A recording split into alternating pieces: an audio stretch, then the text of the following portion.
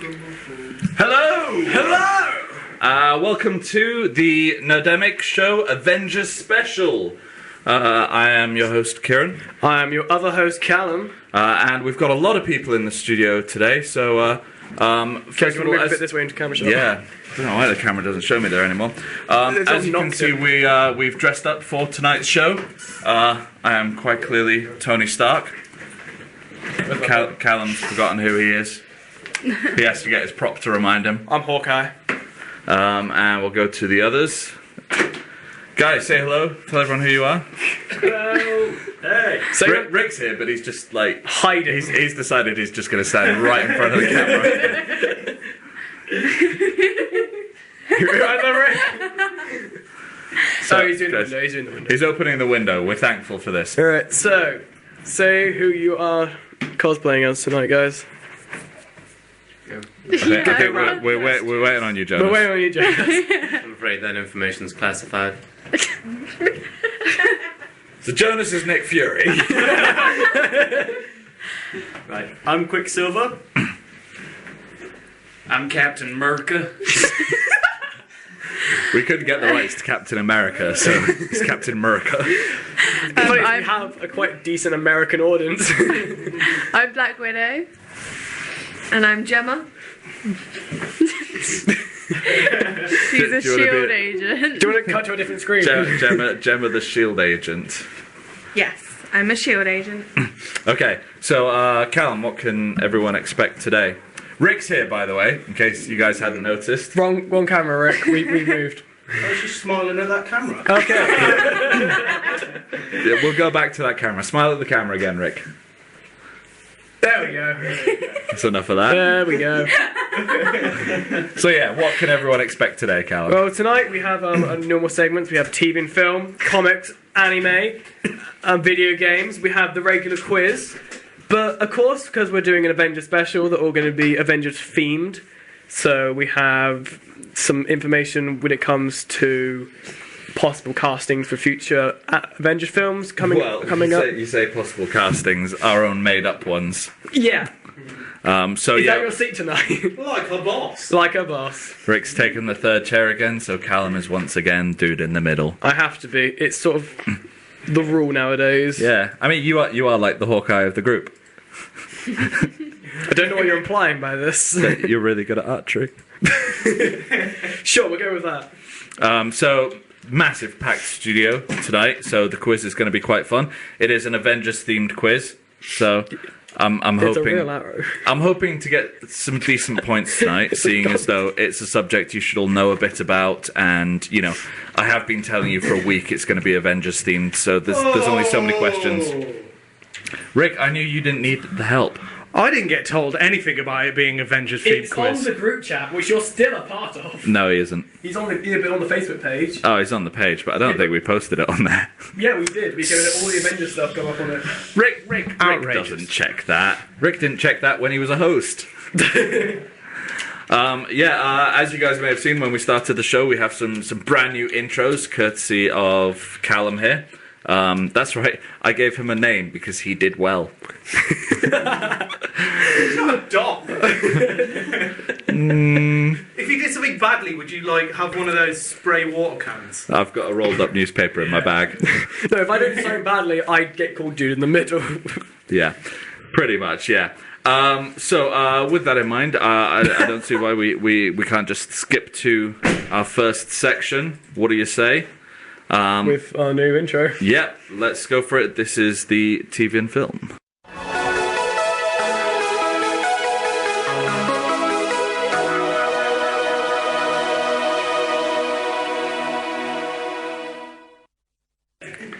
Oh yeah! Yeah. It feels so professional now. It's almost as if we didn't rush into the studio and set everything up a minute before the show started. It gives you that feeling, doesn't it? It does feel that, because now we have 10 seconds between each segment to make sure we've got everything. Yeah, which is nowhere near enough. So, you've got the news there for our TV and film section. 4 very quick. I've kept the news quite themed this week because we're still with Avengers, but there has been some Avengers themed news. So we've got, first of all, Disney have revealed their movie lineup between now and 2017. So similar to how Marvel Studios did theirs a few months back with Phase 3, Disney has had a very similar announcement recently where they've announced every film that they're doing between now and the end of 2017. We can see this by the picture here. So we have first one being Avengers Age of Ultron, which came out here in the UK last week, but comes out in the US on Saturday. Ha! Yeah, that's fun. Then we have the Pixar film Inside Out, new Star Wars film, Captain America Winter Soldier, Finding Star Wars, Finding Dory. Wait, you're missing all the bottom ones. I'm just skipping through some of the big ones. announcements. That's cool. Some of the new ones that they've just announced with this as well. A BOG film, the live-action version of Ghost in the Shell, which will be having Scarlett Johansson as the lead. Yeah, I think that's gonna be quite cool. We have a new Pirates of the Caribbean film, so that'd be number 5. Oh yeah, I haven't seen a Pirates of the Caribbean film in ages. Toy Story 4. And then the live-action version of Beauty and the Beast. Nice. Any ones up there that you guys are really looking forward to? Star Wars, all of the Star Wars, please, now, please. Yeah. Guardians of the Galaxy 2. Yeah, that's gonna be. There's a few of them which isn't Marvel related. I'm quite interested in. Oh, well, Star Wars. So, Ghost in the Shell. I'm quite looking forward to that. Beauty and the Beast. I'll probably go see that with my girlfriend because she's a big Disney fan. They've already ruined it. Tomorrowland looks quite good. I saw the trailer for that when I went to see Avengers, actually. So I'm looking, that'd be quite good. So that's that news. Inside Out also looked quite entertaining. Yeah. Very funny. And I'm looking forward to Ant-Man because it looks like it's going to be taking itself not seriously. Which is good. Of course. Next story quickly, we have information that the Avengers Age of Ultron Blu-ray disc will come with an extended cut and an alternative ending.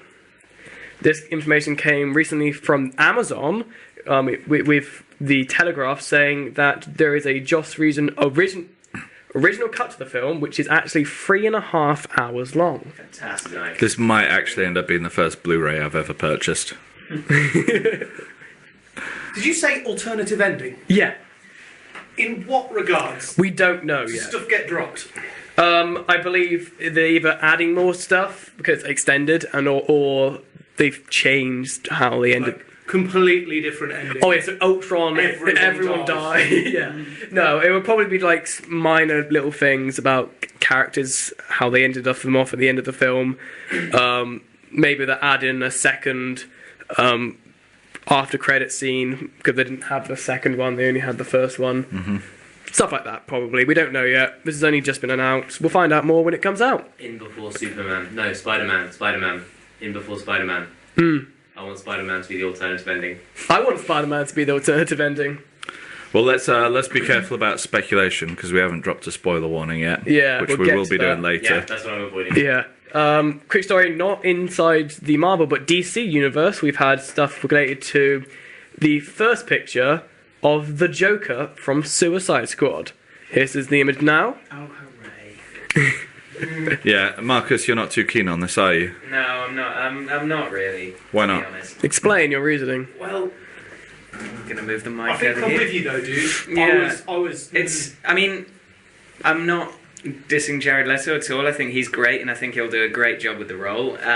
I'll start from the top and work down. I like his hair. His hair's great. It's green. Green is good. I like his teeth, because they've probably been punched out by Batman a few times, so he will have had them replaced, I imagine. But the tattoos just seem so heavy-handed, surely. Like, what they scream to me is that the designers have just thought to themselves, right, how do we make this guy look as crazy as possible? I know, let's write ha ha ha on his chest and damaged on his forehead.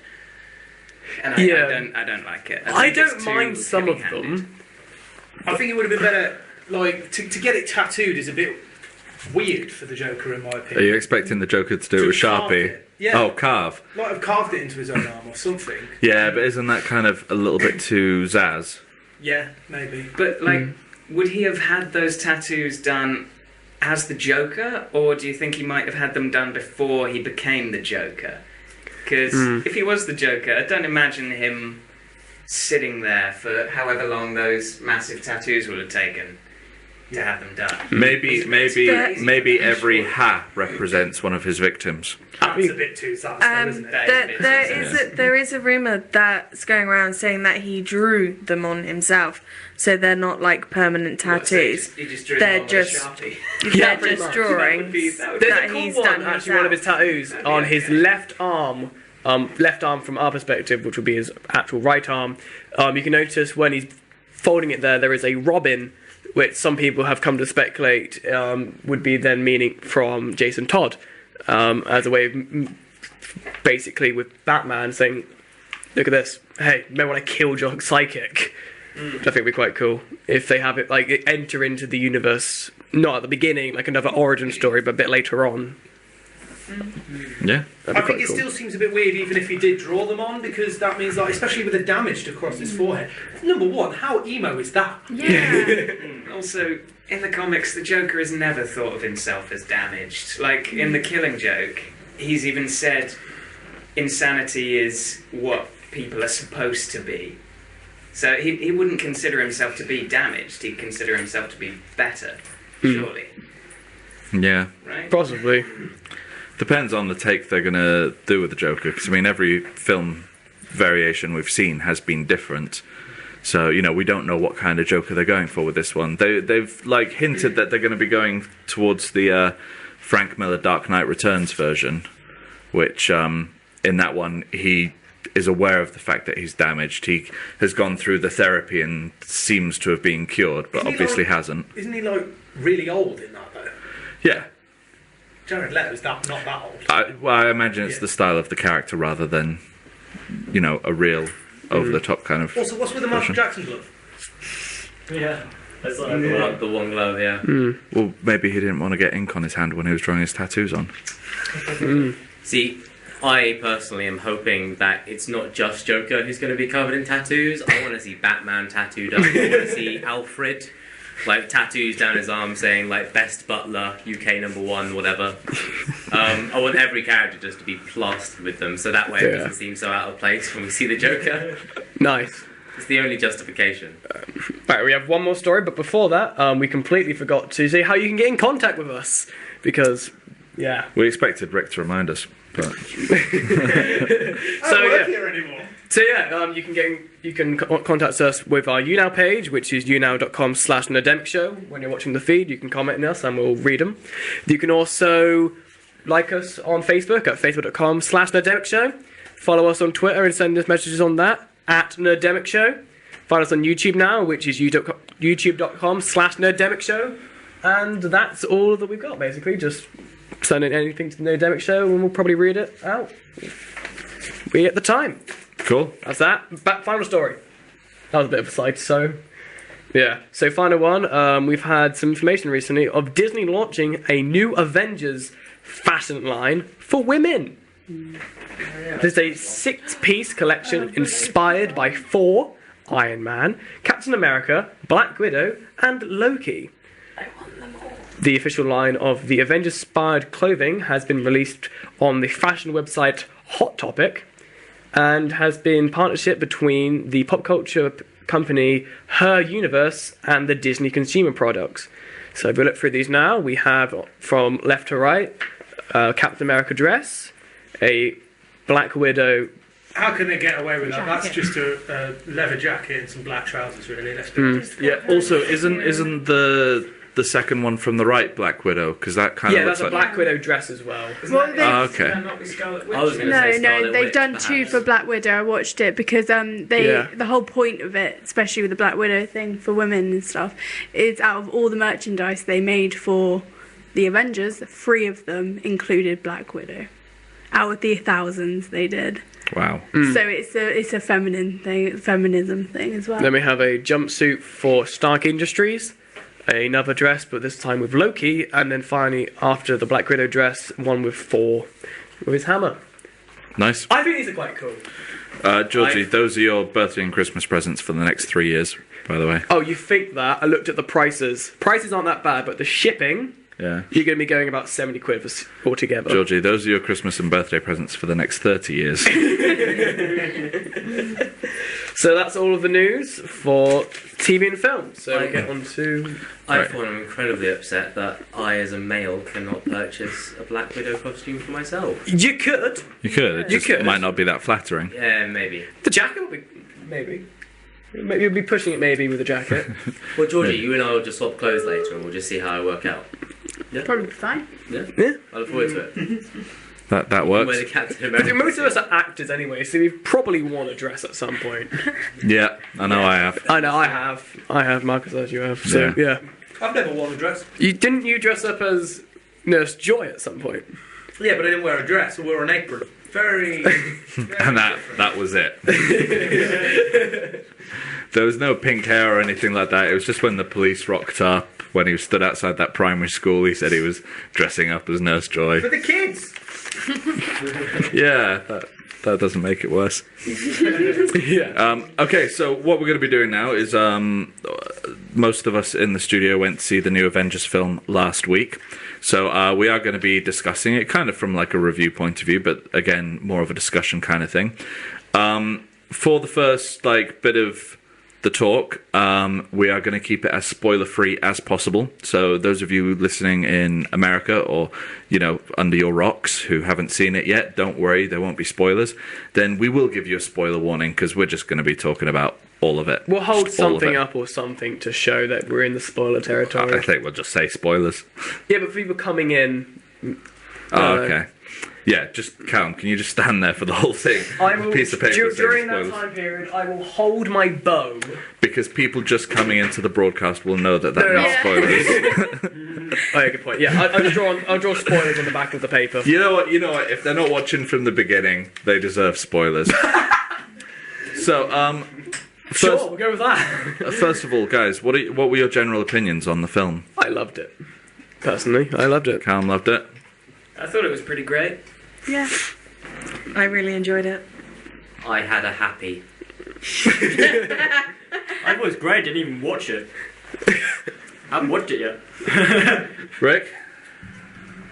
Yeah, I'm the same. What do you mean? Yeah. It was good. Don't get me wrong. It was probably the best movie I've seen this year. I haven't seen a lot of movies this year, but and I know that this is one of the worst things you can say to describe a sequel, but it wasn't as good as the first. Yeah. No, obviously not. I mean, there are a lot of failings I thought that they had. And again, it was still a better movie than a lot of movies I've seen. It was still a good movie, but I don't know. I think It's difficult not to get hyped up about that kind of thing and then be a little bit disappointed. I think my problem with it was I thought it was good when I went to see it. I had the same problem as you. Like I was comparing it to the first one too much, which I'd quite like to see it again, not doing that. But then when I kind of tried to rank it in terms of MCU films, it was kind of a push for 6th or 7th Yeah, it place. doesn't even hit top 3, does it? No, not even close. So yeah, that kind of ruined it for me. I mean, I was expecting to go and see this film and for it to at least hit the number 2 spot. Don't get me wrong. I wasn't disappointed. I didn't come out of there being like, oh, that was. It wasn't like Iron Man 2 or anything like that. But I don't know. I think I need to watch it again. Yeah. See, I went in there with that first thought of just not to compare it to the first one because I know they were very different films. They weren't though. That was the problem. They were from the perspective of I watched the first one before I went and saw the second one. I watched from Avengers 1, Iron Man 3, Captain America: Winter Soldier, so I just understood a bit, remembered the subplots of some of the characters. And I love the film. I love the characters, how some of them have a bit more backstory. The humour was brilliant in this film. I personally found this was funnier than the first Avengers. It's great. There was a lot more wit. I don't know. I think it was a bit more pushed. I think they were trying to do the first one. No, when I was in the studio. I was in the cinema when I went to see it. The entire audience I was with laughed all the way through it. Every time there was a little joke, the little like nerdy references when little. I'm not going to spoil anything, but like little points here and there when there was just like little points. If you understood a bit of the backstory, would get the humour behind it. I enjoyed it. I liked the characters. I loved the new villain and the new. I loved Quicksilver and Scarlet Witch. The problem I kind of had with it, with some of the humour, was that I found it at times a little bit too self-referential, a bit too self-aware. Yeah. Which grated a teeny bit. I mean, I like a bit of self-awareness, but it went a little overboard at times, I found. I felt that they were trying to do what they did in the first one again, and when you start doing that, it gets a bit. I don't know. I didn't find it as funny as the first one, truth be told. To be fair, my entire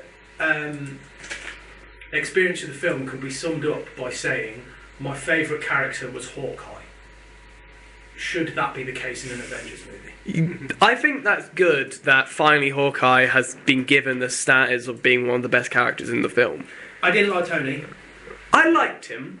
and I didn't like Captain America that much. I think my favourite character was Hawkeye, and is that an Avengers movie too? My favourite character was the Vision, because he was pretty perfect. The Vision was awesome. Yeah. So, a few notes I've made that I kind of want your opinions on. So, first of all, Jonas has decided he's not going to be joining us for the rest of the discussion. It's not that sticky, is it? No, it's a bit disappointing. No, it's terrible. I thought I would never get it off. Yeah. So, the main thing with any kind of superhero film that's introduced in a sequel is, of course, the villain. What were your opinions on Ultron and on James Spader as Ultron? He did I think he did quite a decent performance of the character. I was going in there thinking they would do the stereotypical robot style. I am a robot. Yeah, like a lot of other films that have had this style of character before have gone down. But I like the idea how he it was portrayed in the perspective of he was more human. Yeah. I mean, I think that's a problem. Like, people I've spoken to have had problems with that he was a little bit too human and that he was too humorous at points and even awkward at other points. But the thing you've got to realise about Ultron is, he's not a robot. He has a human consciousness. Even in the comics, he is Hank Pym in robot form. So, yeah, I mean, they were right to do it that way. Whedon, Spader, whoever's decision it was. I thought it was great. As soon as he started cracking jokes and stuff like that, I was like, this is a human robot kind of thing. He wasn't menacing enough. He just wasn't scary enough. He was just like this wisecracking robot. It was like having... it wasn't like having a big, terrifying villain. It wasn't. Well, the thing for me was he did start off very menacing. He really scared me when he was all there. Yeah. But then, when he was all shiny and new, it just lost it. I completely agree. I kind of disagree. I disagree. I found him quite menacing the whole way through. I mean, in a bit more of a kind of charming way. In a bit more of a kind of, he'd buy you a drink, sit you down, and then smash your head against the bar until you die. And then apologise. And then apologise afterwards, yeah. Like, I could always feel a kind of underlying sense of dread within him. Yeah. Which I thought was very good. I completely agree with you, Marcus. Is the fact that he did have his moments of he had bits of compassion here and there. He had his human side. But I saw him still as a threat the entire film. Once the Vision rocked up, I was like, no way you've beaten the Vision. This is done. This is over. Yeah.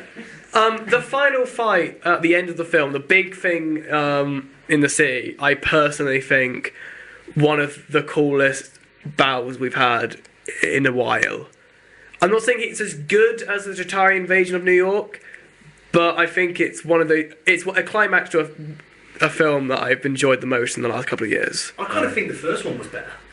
Going back to the Ultron point, I kind of liked how he started off, sort of he followed his mission quite well, if that makes sense. His programming was essentially to do one thing, and he sort of completely misinterpreted it from how it was intended. Yeah. But was still very devout in that it was his mission.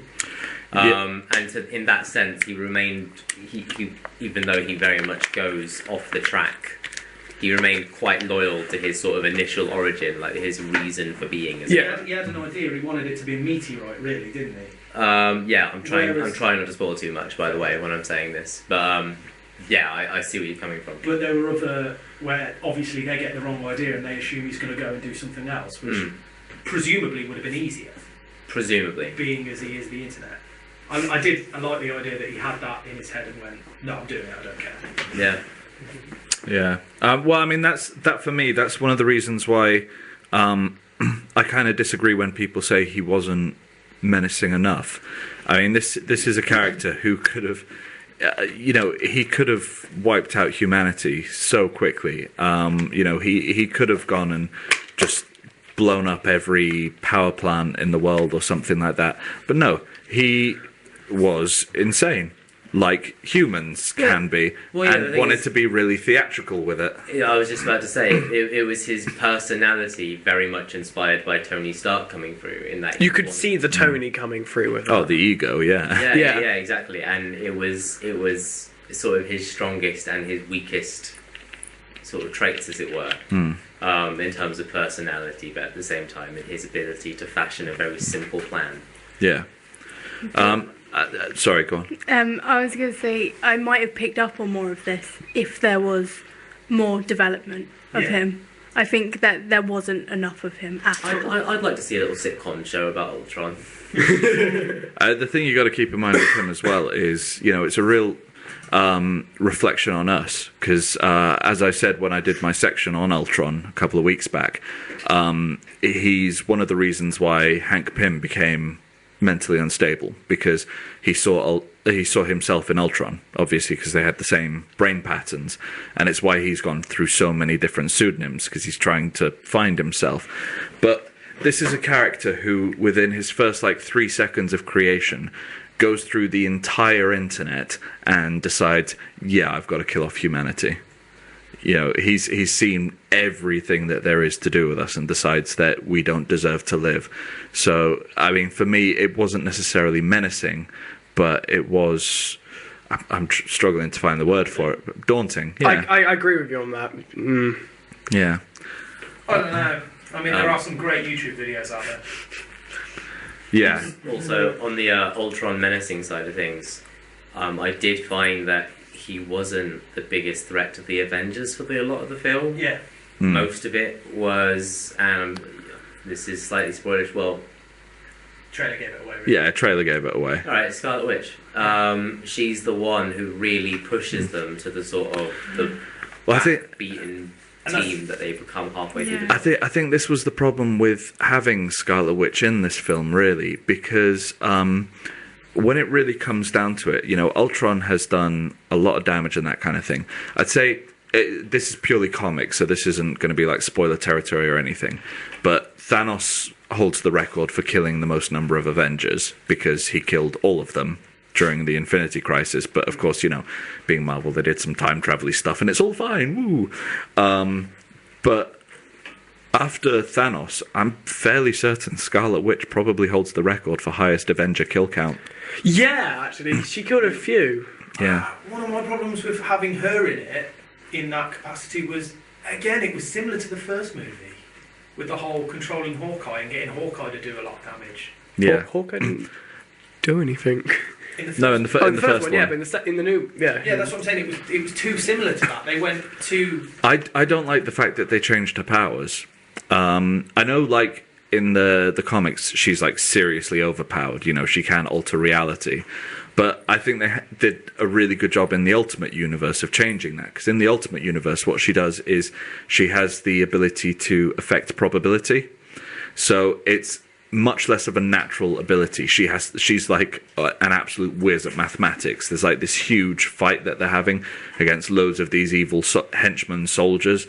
And she's just kind of stood there trying to work out in her head the chances of every one of these henchmen suddenly passing out, and then manages to make that happen once she figures out the probability, which I think would have been much cooler than just being like a wannabe Jean Grey. Let's face it, she kind of was. But yeah, you got to take into account it was a completely new backstory. The way how she came to having her powers, in the way how it did it, made a bit more sense in some perspectives. Personally, not having this massive comic book statue from behind me, and I think it opens up a lot more to future films. And we don't know what's going to happen with her in Captain America, in Civil War, or in the next Avengers movie. But we don't know. We'll find out. It's our first appearance of this character. We have to give them time. It's not like every Avenger we've had so far we've loved from the beginning. Go back to the main villain though, Ultron or Loki. Really, and I don't think you could compare them really. Well, it's two movies. Which villain was better? I like Loki a lot more than I liked Ultron. Yeah, but the thing is with Loki is the fact is we sort of had another film before to get him introduced. He was in 4, and we had that film to like know the character. So when he did appear up in the Avengers, we already had a backstory. We already knew his reasoning. That's let's what not our forget, issue he is. He was pretty vanilla in Thor. He was nowhere near as interesting or as charismatic a villain in Thor as he was in the Avengers. Yeah, but that was our point with Ultron and even Scarlet Witch and Quicksilver. There was no chance to establish them, and it didn't seem right. And it's not like they can't do it, because they've already done it for Black Panther. They've already introduced the villain, haven't they? Yeah. So they're quite capable of doing it. It just Introducing seemed a character lazy. before the movie. Yeah. So before we head into spoiler territory, any other points people want to make that isn't like spoilerific? I mean, how would you rate the film? Let's give it an out of 10 rating. Out of 10? What would you guys give it? Probably go for about 7. Yeah, I'd go 7. I would recommend it to people. Yeah. I would not say it's the worst film in the MCU, but I wouldn't say it's the best. But I would still say for anyone who's a fan of the Marvel films, or the comics, or anything just involved in any of this, anyway, definitely go see it still. There'll be a lot of stuff that you like. Yeah. There might be some stuff that you dislike, but there will be a lot of stuff. You'll leave the film thinking it was a alright film. You won't think it's the best, but you won't think it's terrible. You'll think, it's quite good. I enjoyed it. Okay, anyone want to give higher or lower than a 7? I'd go with an 8, purely because a lot of people are rating this film against Marvel Cinematic Universe. But when you compare it to films in general, you've got to think about the cinematics in this film are fucking... I'm sorry, Yeah, I agree with they're you. A-star. Some of the snapshots you get, the fight scenes, I mean, the characters, you have so many main characters, and yet you do get a sense of all of them, which is something a lot of movies... I don't agree with you. I agree with you. I can't remember a point where I didn't think a single character didn't get something. Scarlet Witch is my favourite, and I just... It's her first film. Yeah, I've got a point. I've actually got a point I want to bring up about this. Because she went from villain to And hero Quicksilver. in the midst of... Well, it does sound from the news we just had earlier that there is another hour of the film that they cut out. Exactly, this is another thing I'm looking forward to. When we get this extended cut, there might be like an entire bit more with But Scarlet we're rating Witch. what we've already seen. Yeah. But just to finish my point, it's a damn good movie. Like, don't think about other hero movies you've seen. Just think about movies in general. Think about how some movies you just sit there and it's like, it doesn't offer anything. Whereas this offers a bit of everything. Yeah. Perfectly. Still better than most of the X-Men. I mean, films. I've got a few issues with the film itself that I'll bring up in the spoiler section. My main problem with this was the first Avengers film. That to me, that was capping off Phase 1. That was like the climax we'd been waiting for Phase 1. This film, for me, felt more like getting ready for Phase 3. Yeah. Rather than finishing off Phase 2. This isn't the end of Phase 2. No, I know. Ant-Man is going meant to be the end of Phase 2. But Ant-Man doesn't relate to those characters. I wanted a climax for those characters. I felt they really... I don't know, I kind of got a sense that they were pushing Civil War a little bit, especially with Tony and... Yeah. But we've only got one film in between that and Civil War, which is Ant-Man. And they're not going to be in Ant-Man, so you sort of have to push That it we a little... know of. Oh, yeah. but I don't think they'll have like massive appearance if they did. It'll be 2 scenes or maybe the after credit scene, maybe. Okay. So we're going to go into the spoiler section now. So guys, if you haven't seen the film yet and you don't want to hear any spoilers or see, because you might be able to read lips, just like, I don't know, listen to some music for the next few minutes and we'll start waving frantically when it's time. Sorry, when the spoilers are over. I'm just mouthing, they all die. Okay, so I'm just Spider-Man does whatever a spider can. That's not a spoiler. yeah. No. Should have been in the film. Did you know that when in the comics when Spider-Man was first offered a position in the Avengers, he turned it down? Really? Yeah, same with Daredevil. Yeah. Cool. Presumably you've already discussed Daredevil, right? Yeah. Yeah. How did that go? Just real quick. Loved it. We loved it. Were you not disappointed with the ending? No. No. Not at all. I was. I haven't seen the ending, so please don't. Okay. Yeah, Rick, you should have been here last week if you wanted to talk. Well, the week before. I hadn't finished it last week. Foggy would become Doctor Strange, right? So, my That's really first, not a spoiler, seeing as I know it's Benedict Cumberbatch playing. It's a joke. my first But Batman. major issue with this film. Yeah, We're in spoiler territory. Black Widow and Banner. Yeah. Bit forced, wasn't it? Yeah. A little bit. Massively. I mean, she's literally cheap trick. she's literally flirted with every other Avenger She in has. one film or another, and then she's just like, who have I not tried to shag? I did. Only because he hasn't had his own film as that actor, like as the two of them being in the MCU, if that makes sense. Yeah. I think she's just with him because she's curious as to whether the Hulk's in proportion. I genuinely think that they only put that in so that they could make the hide the zucchini joke, Yeah. which is worth it. Yeah, sure. Yeah. And for that bit with when they pushed him into the pit to make him go into the Hulk during the final battle. I mean, did anyone actually like that whole thing with those two? I think if it had a bit more development in maybe like the previous film, then I might have had a little bit. I liked some of the ways how they were going with it. The way how they ended it with Bruce on the plane, I think that could have something to develop from in the future. Hulk on the plane. Yeah. I had it with his Because what I definitely thought from the film, from the first 15 minutes, from when they invaded the Hydra base, is that there has been a massive time period between this and the last time we saw these characters. That's quite apparent. And I really want to interject. What the fuck was that lullaby thing? Yeah, it was a bit weird. that's what I I don't think. understand. I don't know. It's a way of calming him down. I really don't get it. He touches his finger. She touches his finger. I think when you watch the first film, Nick sends her to get the Hulk to become one of the Avengers, and which she goes along because she's persuaded him to do it. So I think, as Callum said, there's a lot of time that has passed. During that time, they've obviously been working a lot closer together. I did actually read up on this and found out what the reason was behind it, the whole lullaby thing. Basically, Is it because lullabies are used to put babies to sleep? yes. It's not a lullaby. No, they call it lullaby. Basically, what it is it's a form of low-level hypnosis, where basically Black Widow and Banner would have practiced it to the point where when it would have first started out, they would have literally spent at least half an hour doing those kind of gestures and doing something that would make Banner himself kind of either calm down or fall asleep or something like that.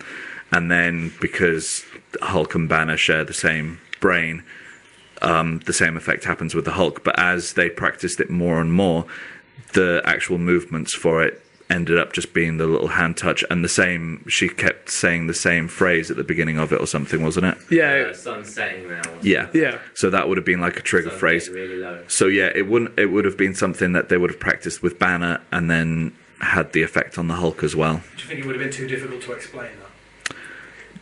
Again, we've got an hour of a film. Yeah, so maybe. I thought it was a bit far-fetched because this is the Hulk we're talking about, and then we just bring in just like Natasha Romanoff, hand toucher escapade master. Yeah, but I think it's good that they've added some way of calming him down, because what we don't want in the middle of the film is suddenly having a rampage of the Hulk. I'm glad that they found a use for Black Widow.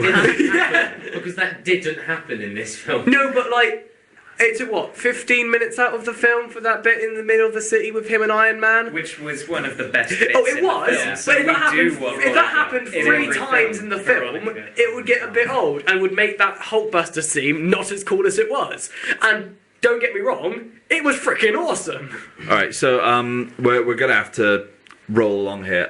So the next problem I had, this one doesn't really need discussion, I just have to bring this up because it annoyed me. Yeah. Right, so the first Avengers film, there's this whole thing about how Tony Stark sets up what is now the Avengers Tower with its own arc reactor, so it's off the grid, right? So when they're flying in on the Quinjet after that first mission, why does it have solar panels?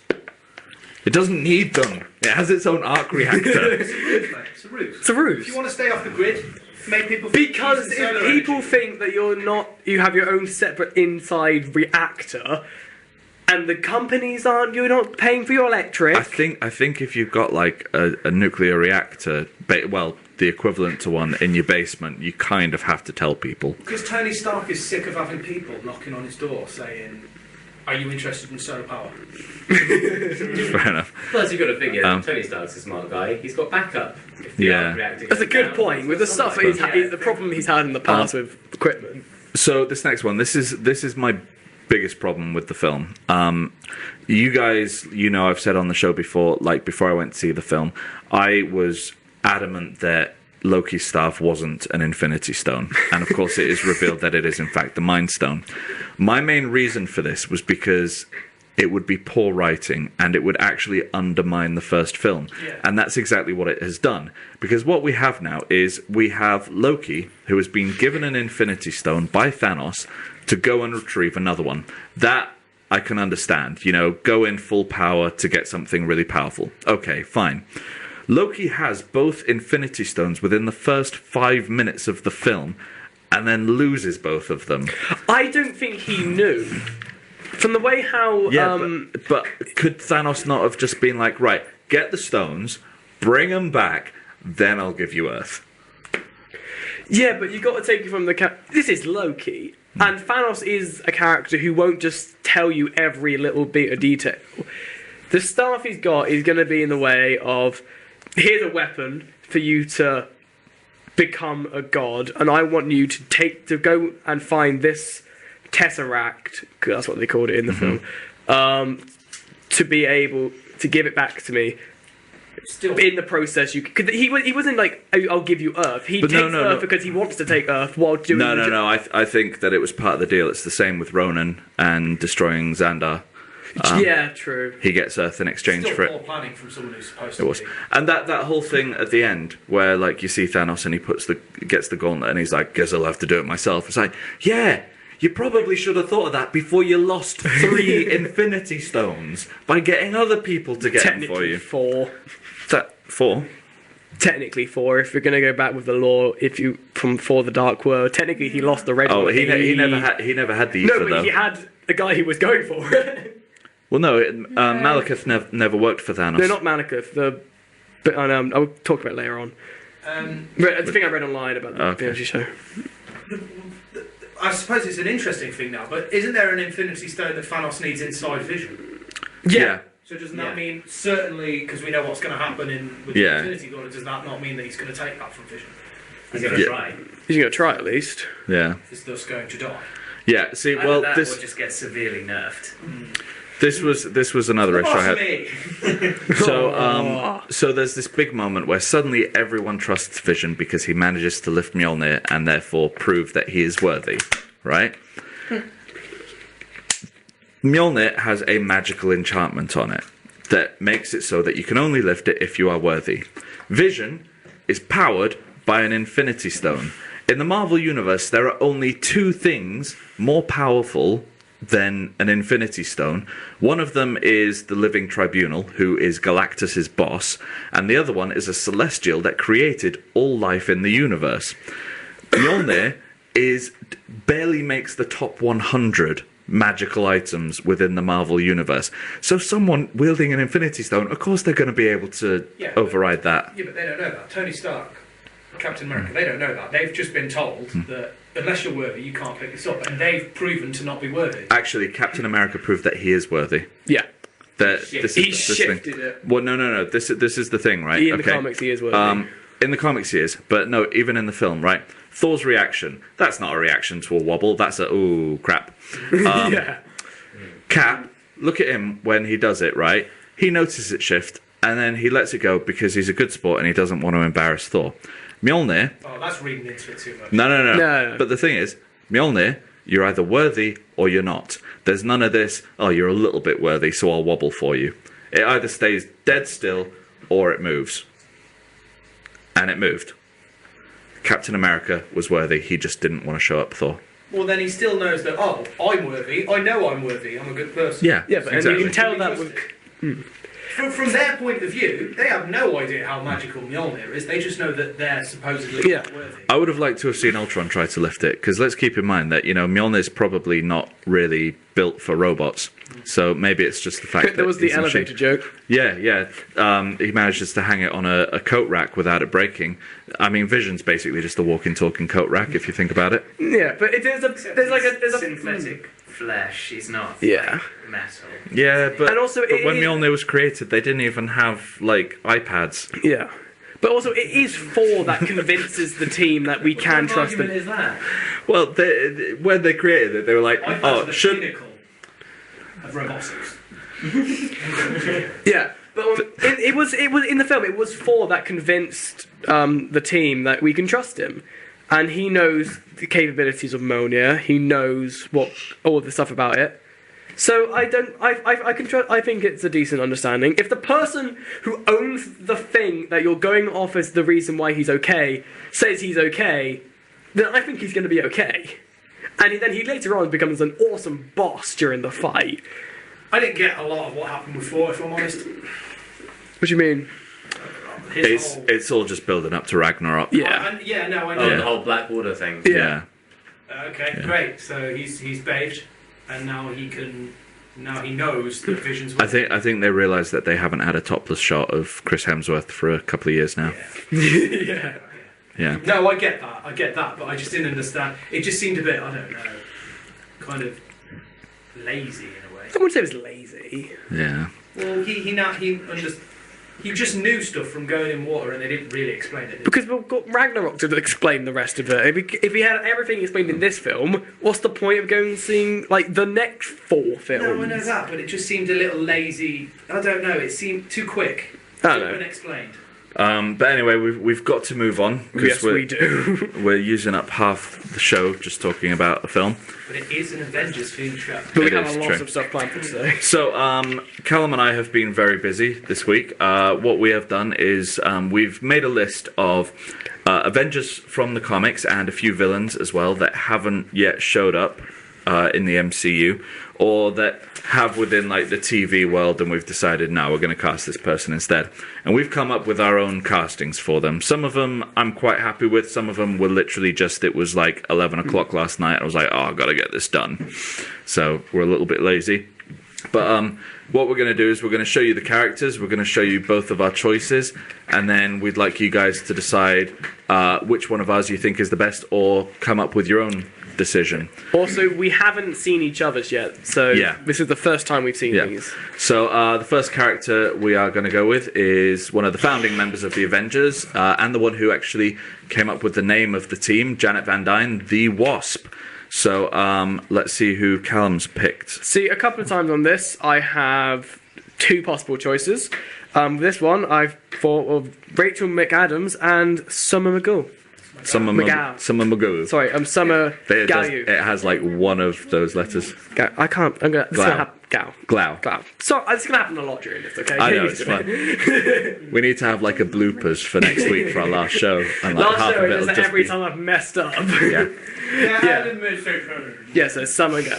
Okay, so those are Callum's picks. Any immediate opinions on that, guys? I don't No, know who not either Summer. of these actors are. She No. was in Sherlock Holmes. She was Irene Adler, the movies, Okay. and she was in was it Sarah? Firefly, and Firefly. Serenity. Yeah, and Sarah and Serenity, and that No, Terminator Sarah, 2, yeah, Sarah Connor Chronicles, And she was also in Arrow. Yeah, she's in and an Arrow as well. episode of The Big Bang Theory as Yeah. herself. She's called. I don't She's like called Rachel. River in Firefly. Yeah. But is that the actor? Yeah, Yeah. yeah. She was also the voice of Supergirl in one of the DC animated movies. Yeah. So I kind of went the other way on this. I wanted a bit more of a mature actress, so my choice for it was Stana Katic, who's best known for Castle, been in a few yes. films as well, The voice of Talia. and the voice of Talia al Ghul. Yeah, I basically wanted to nick as many people from DC as possible for this one. I like your choice. See, My vote's for Stana Katic. the reason why I wanted to go younger, mainly because I wanted it to stick with Scott Lang. So we could have that relationship Yeah, between but- Ant-Man. I know that Yeah. she's the wife of Hank Pym, but we know that most likely the Scott Lang Ant-Man will become a member of the Avengers. Yeah, and I yeah. want Wasp in the Avengers. I want her to be a team member, and if she's like I related, want her in the Avengers just because she's easy for people to cosplay. Just need some fairy wings. If you wanted to go mature, why don't you go? Helen Mirren. Yeah, Helen. there's a character in the film. There is a character who has been cast for this film who is called Hope Van Dyne. I can't remember who's playing her, but there is one who is a okay. character in it. Yeah, and it's, the reason I was thinking Angelina of Angelina Lilly. Lilly's Oh, is that- character. Yeah. Oh, So okay. I Yeah. thought, because she's like a bit older, she's a bit maturer. So I decided I would go with a younger person. So maybe it'd be her daughter, and then she could become the Wasp with Scott Lang. That's Fair. probably what's going to happen. Yeah. Yeah. So let's put it to a vote. Who wants to go for one of Callum's decisions? I think he's cheating by having two, but fine. We'll choose one of the two. Who wants to go for mine? Show of hands.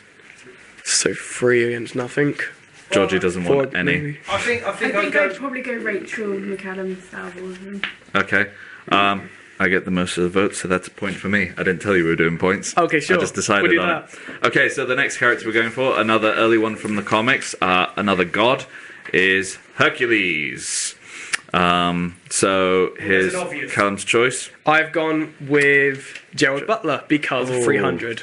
I quite like that. I kind of prefer that to my choice. Yeah. This was one of my lazy ones where I just couldn't be bothered. So I was like, right, who's big and Because if muscly? he can play a Spartan in 300, Schwarzenegger. Yeah. I think he can play Arnold. Hercules. Arnold Schwarzenegger. Yeah, Arnold Schwarzenegger. He's already played Hercules. I though. know. He's in New York. Yeah, I just decided, you know what, I'm going to steal a muscly guy from DC again, so I went for Tom Hardy, especially after I found this lovely picture of him with a brilliant beard That's there. the worst beard I've possibly Ever seen? Yeah. So, anyone got any better ideas? No, I think I'm with Callum. Well, apart from Arnold Schwarzenegger, yeah. the obvious choice, the only choice. I'm inclined to agree with you there as well. Go I back think to it's the roots. If you're stealing someone from DC, you could steal what's his name, Khal Drogo, Oh yeah, Jason Momoa. Jason Momoa. That's the one. I yeah. don't think we can steal Jason so Momoa. many from. Jason Momoa. No man is big. Okay. Hercules. That's the I'm gonna go ahead and give Callum a point for that one Yeah, because I think I think that was a good choice. So the next one we're gonna go for is Ms. Marvel. I'm not going to say Captain Marvel because I think it's ridiculous that her film's been called Captain Marvel. Also known as Warbird. Yeah, Captain Marvel was a man and at one point a black woman, but she's always been Ms. Marvel. So that's what I'm going She with. has it. been Captain Marvel. When? Carol Danvers. Yeah. Yeah, she had like a full comic run, Yeah, like a solo really? comic. Yeah. I Captain looked it Marvel. up the other day and couldn't find anything about her. Is it? It's true. Oh, okay. She Fair has enough. been Captain Marvel. Like at the beginning Still of not happy about it. Actually, at the beginning of the House of M storyline, there's a couple of panels which you should know because you very recently read it. There's a couple of panels where one of the people she's arriving with, can't remember who it is, says to her, "So you're going back to being called Ms. Marvel now." Ah, okay. That was after she'd been called Captain Marvel. So anyway, here's Callum's choice for it. I've gone with Emily Blunt and Alice Eve. One of the two.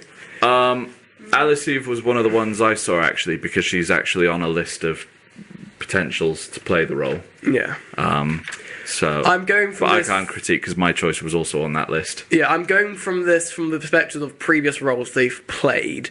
So Alice Eve was in Star Trek 3. Oh yeah, that's what she was. Yeah, and she was another role I can't remember off the top of my head. I think Star Trek 3. Two, sorry. Not Star Trek 3. She's in Star Trek 3, the upcoming one, but she... Yeah. And then Emily Blunt, I decided to go with from her role in Edge of Tomorrow. Yeah, she was pretty badass in Edge of Tomorrow. And I think one of these two could pull off the role quite decently. So my choice for this, as I only went for one, is Yvonne Strahovski. I went for that picture because it looks kind of like a side angle of the Ms. Marvel costume. You know, you can't see the yellow from this angle. What's she in again? I can't remember. Chuck and Dexter. Yeah. I went for her because, like in Chuck, you know, she's pretty good at fighting and stuff like that, and pretty good actiony type person. Pretty much all not actually her. I've seen shots of her fighting where you see her face, so no. And come on, does that even matter? You argue like this all the time. Yes, pretty much. Every show. Only like a quarter of the action shots of Scarlett Johansson in the new Avengers were actually her. Yeah, well, That's why it should have been someone else. I do feel like that second actor whose name has already left my mind, being in Chuck and Dexter, she's quite good at sort of wit and not taken seriously scenes, if that makes sense. And I feel like that's what the Captain Marvel film should be. Yeah. I think if Captain Marvel takes itself too seriously, it'll really dissuade like the heavily male sort of male audience, whereas it takes itself quite sort of like lightheartedly, quite comedically as well. It's more likely to be successful. So who are we going to vote for that one then, guys? Unless anyone has any better ideas. Yeah. I'm kind of annoyed that she's been cast in Daredevil now, because now that I've seen her with blonde hair, I'd really like Deb Brownwall as Ms. Marvel. I think she'd just suit it. Oh, I don't know if I agree with that. Oh, just her in the suit. She'd look perfect. So, for anyone who doesn't know, this is the woman who plays the secretary in Daredevil. Right, yeah. And was also in True Blood. I guess from the comment on blonde hair. Yeah. She's ginger in True Blood. I love her. My vote's for She Emily just Blunt. has the look. Anyone else? so Emily Blunt. I seriously think it's unfair that you've got two people I for haven't each done it one. for all of them. It's a few of them that I couldn't decide myself between, because I'd be happy with either of them. Okay. He gets half a point. So, I think I'd go with Kieran's hands choice. up for Callum's choice. So Emily Blunt. You've got to vote for one. Emily Blunt. Okay, hands up for my choice. I think you win. That's a point. That's a point for you. But only because, like, she's the only actress I've seen massive amounts of. Then again, I've seen a fair amount of Emily Blunt. But Yeah. So, anyway, next character we're going to is Wonder Man. I can't pronounce the name for this character. Wonder Man is kind of a weird character and might not be a great one to bring on in the series now, seeing as though in the comics he died and they used his brain patterns for the Vision in the same way they did with Jarvis in the film. And it's pretty much the only decent thing he's ever done. He died. I have a few comments on what he looks like. One is his left hand and his right hand images look like Cyclops wannabes. Yeah. The front two people look like they should be from the 80s film The Warriors. Well, these are all the different variations he's gone through costume-wise, so you can see it really going through every decade here. it looks I like, mean, in fact, he looks a bit like Nightwing in that second right one. Yeah, he does as well. it looks like they just got a load of them together and a kid went along with a red pen drawing along him. So, Callum's choice for this one. I've gone with Tamar Pennicott. With who? To be fair to him, I couldn't even pronounce that name. It's Tambo Pennicott. Who is that? I've seen him in stuff. He's in. Ezekiel Yeah. in Supernatural. Oh, Yeah. yeah. It was Yeah. fine. See, now, for I me... wanted to go with a Buffy guy. Yeah, for me, the thing is, this character, he's always been quite serious in the comics, but he's never been taken seriously. You just have to look at some of those costumes for him. So, I've gone for someone who has technically been in the Marvel Cinematic Universe, and very nearly ended up playing one of the main characters in the Marvel Cinematic Universe, but damn it, he needs to be more in the Marvel Cinematic Universe. I've gone with Nathan Fillion. You know what's Nathan happening. Fillion. Nathan Fillion wins everything all the time. He's got the charm. Yes, Kieran. yes, Kieran. he does. I disagree for this reason. You're wasting Nathan Fillion. Yeah, you can't waste Kieran, him on I'm not- Wonder Give Man. yourself the point. No, You're I'm not wasting him. I'm not wasting Nathan Fillion. I'm turning Wonder Man into the character that he should be, the one that people will like. Given that he used to be Captain Hammer, they sound like they're the same role. Yeah. To me, they do. Well, the thing is, Wonder Man, he's he's incredibly charming and stuff like that. Captain Hammer. Yeah. And interesting fact, when they were originally going to do Ant-Man, they were going to do it as more of a parody film, and Nathan Fillion was actually cast as Hank Pym. But they even released screenshots, and the whole thing got axed, unfortunately. I don't think you can cast both Beckett and Castle in a movie. Why not? I'm sorry, but Scarlet Witch and Quicksilver, the last film they were in, they were married. That's a good point. Yeah. Logic, baby. I was ready for that argument. I was like, can I cast them together? Rick's going to say something about this. All right, so you getting I'm assuming you're getting the point for that one then, from that reaction. I don't know. I I don't know. Yours was a Hands really up good for- choice. Hands up for Callum. Oh, right. Purely despite Kieran. Hands up for Fillion. Let's just point out, hands up for Fillion, not you, Kieran. Okay, you're not getting the Why point. do you think I said Fillion, not me? Also, hands up for Fillion. Great movement. All right, so next Okay, the next character we're going for, a bit of a weird one. Actually, one of Marvel's first ever superheroes, but is now more known for being a villain, actually. It's Namor, the Submariner. I went with this answer for this one mainly because I think they look similar, which is Stealing from DC, I'm happy. It's the hair. Jason Gordon-Levitt. Good work. Because I think he looks like Normir, and I could think him playing Like who? Norman? No, You said Normia. Namor. Sorry, Namor. Namor. I think he'd be. I think he'd do Hardy. Namor. Namor. He would be quite well at this. If you're stealing I from think he's- DC, why not go straight to the source and get Jason Momoa? That wasn't. Yes. I wasn't stealing this Jason from. Momoa playing Aquaman and I wasn't Namor. stealing this from DC. I was stealing this from the fact that I think he actually just looks a bit like the character. It's the hair, isn't it? It's the hair. My problem with him for this role is he's far too likable. And Namor is such a douche. Even when he's a good guy, he is such an intolerable This is douche. coming from the person who had the last one being, I want it to be this person because I want this character to be more likable. Yeah, I don't want Namor to be likable though, so I've gone for like the douchiest actor I could think of that looked a bit like him. I've gone for Jonathan Rhys-Meyers, probably best known for his role as Henry VIII in The Tudors, and was also in that Paris with Love with John Travolta that some people watched. Wasn't he in Bend It Like Beckham? Yeah. I Yeah. Yes, don't he was know. as well. Yeah, I just went for him because, I mean, I look at him and I think I could imagine him punching someone yelling Imperious Rex and just being like, yeah, well, I did that. I'm a king. Bugger off. I know very little about the character, but the first person that came to my mind was Kit Harington, aka Jon Snow from Game of Thrones. Do you mean Harrington? Kit Harington? Oh, I thought it was Kit Harington. He looks so moody all the time, though. You know nothing. Even in interviews, It's his face. He looks like he's born and bred though to just keep walking out of water, like the shot where he just comes out of water. That would just be him the whole movie. Okay, so we're gonna have to rush through. So hands up for Callum's. Hands up for That's 4. Callum. How's that 4? That was like 1, 2 and a 2, half. 3, 4. No, I didn't mean Oh, did you not? I Okay. thought you was moving on. Was your hand up then, Harry? Okay, hands up for mine. There's 3 and 3, isn't it? 3, 4. Rick hasn't voted. He's not voting. Why is Rick not voting? Well, so technically, by not voting, I'm voting for Callum. So I'm voting for Callum. Okay, you could have made that a lot easier. Yeah, I could have. I just wanted to show my disdain for you. I don't know where this is coming from. Okay, so this one was one of the hardest ones to do. It is This was quite difficult. Spider-Man.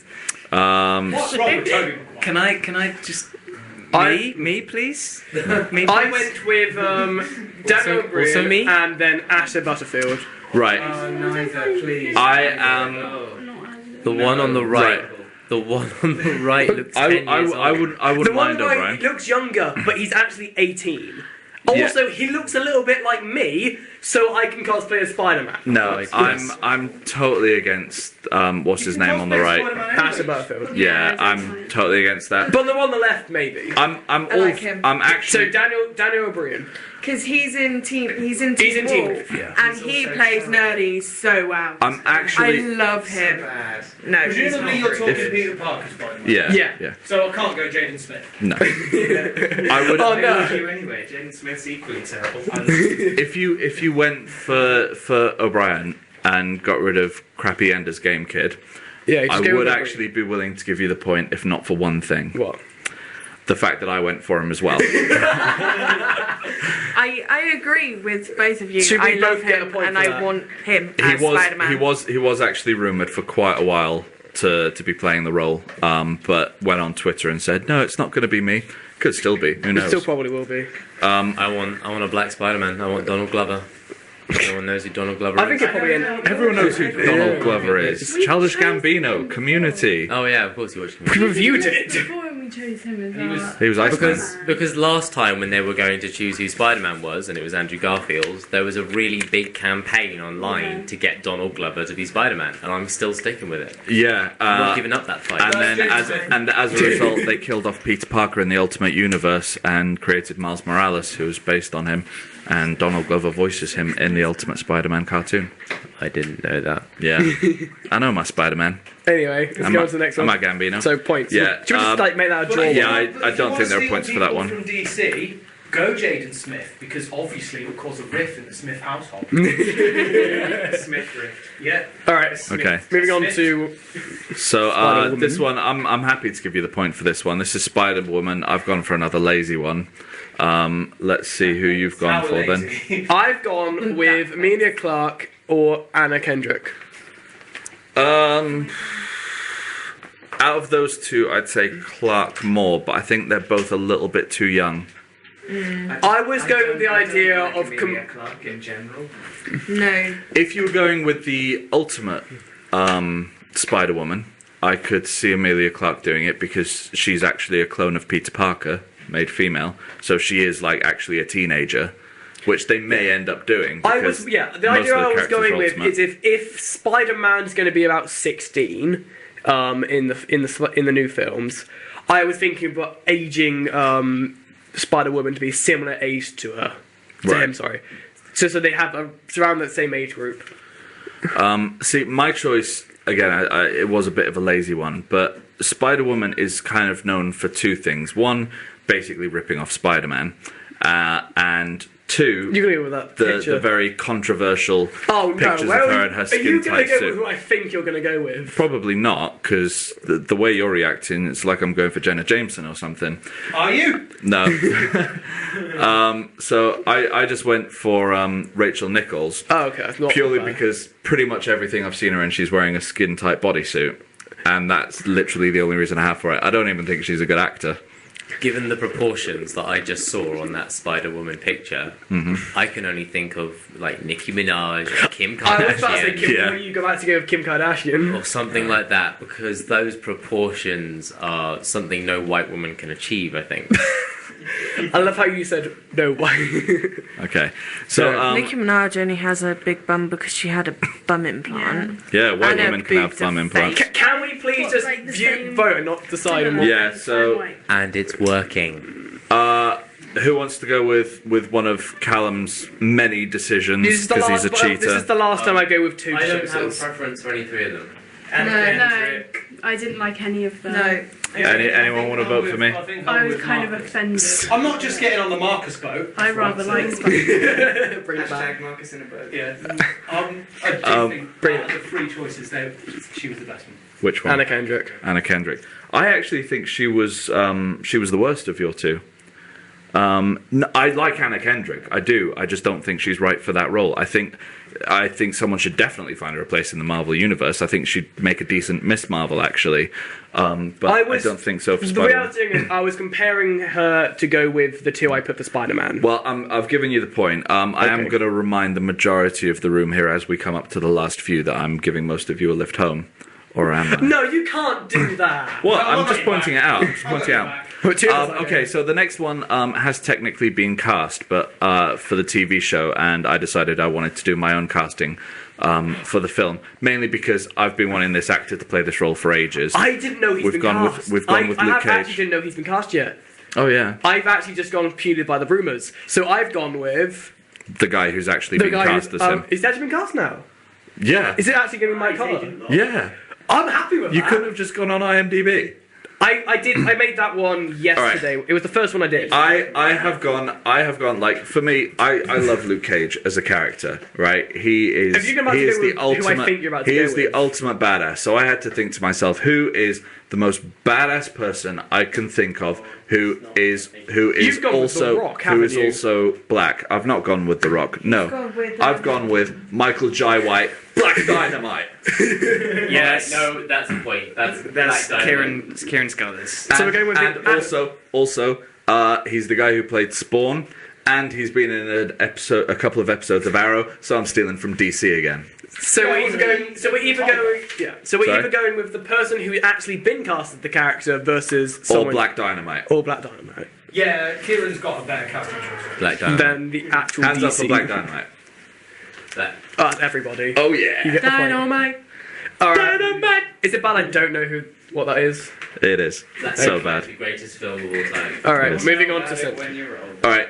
This one I'm not overly pleased with my decision for this, because Callum and I discussed it after I'd made the decision and realised that it's actually a much more complicated choice than we thought. Yeah. So this is the Sentry, the most overpowered hero in the Marvel universe, with the power of a million exploding suns. The choice I went with this one is because I know nothing about the Sentry for this version, so I went with a character I think who looks similar to him.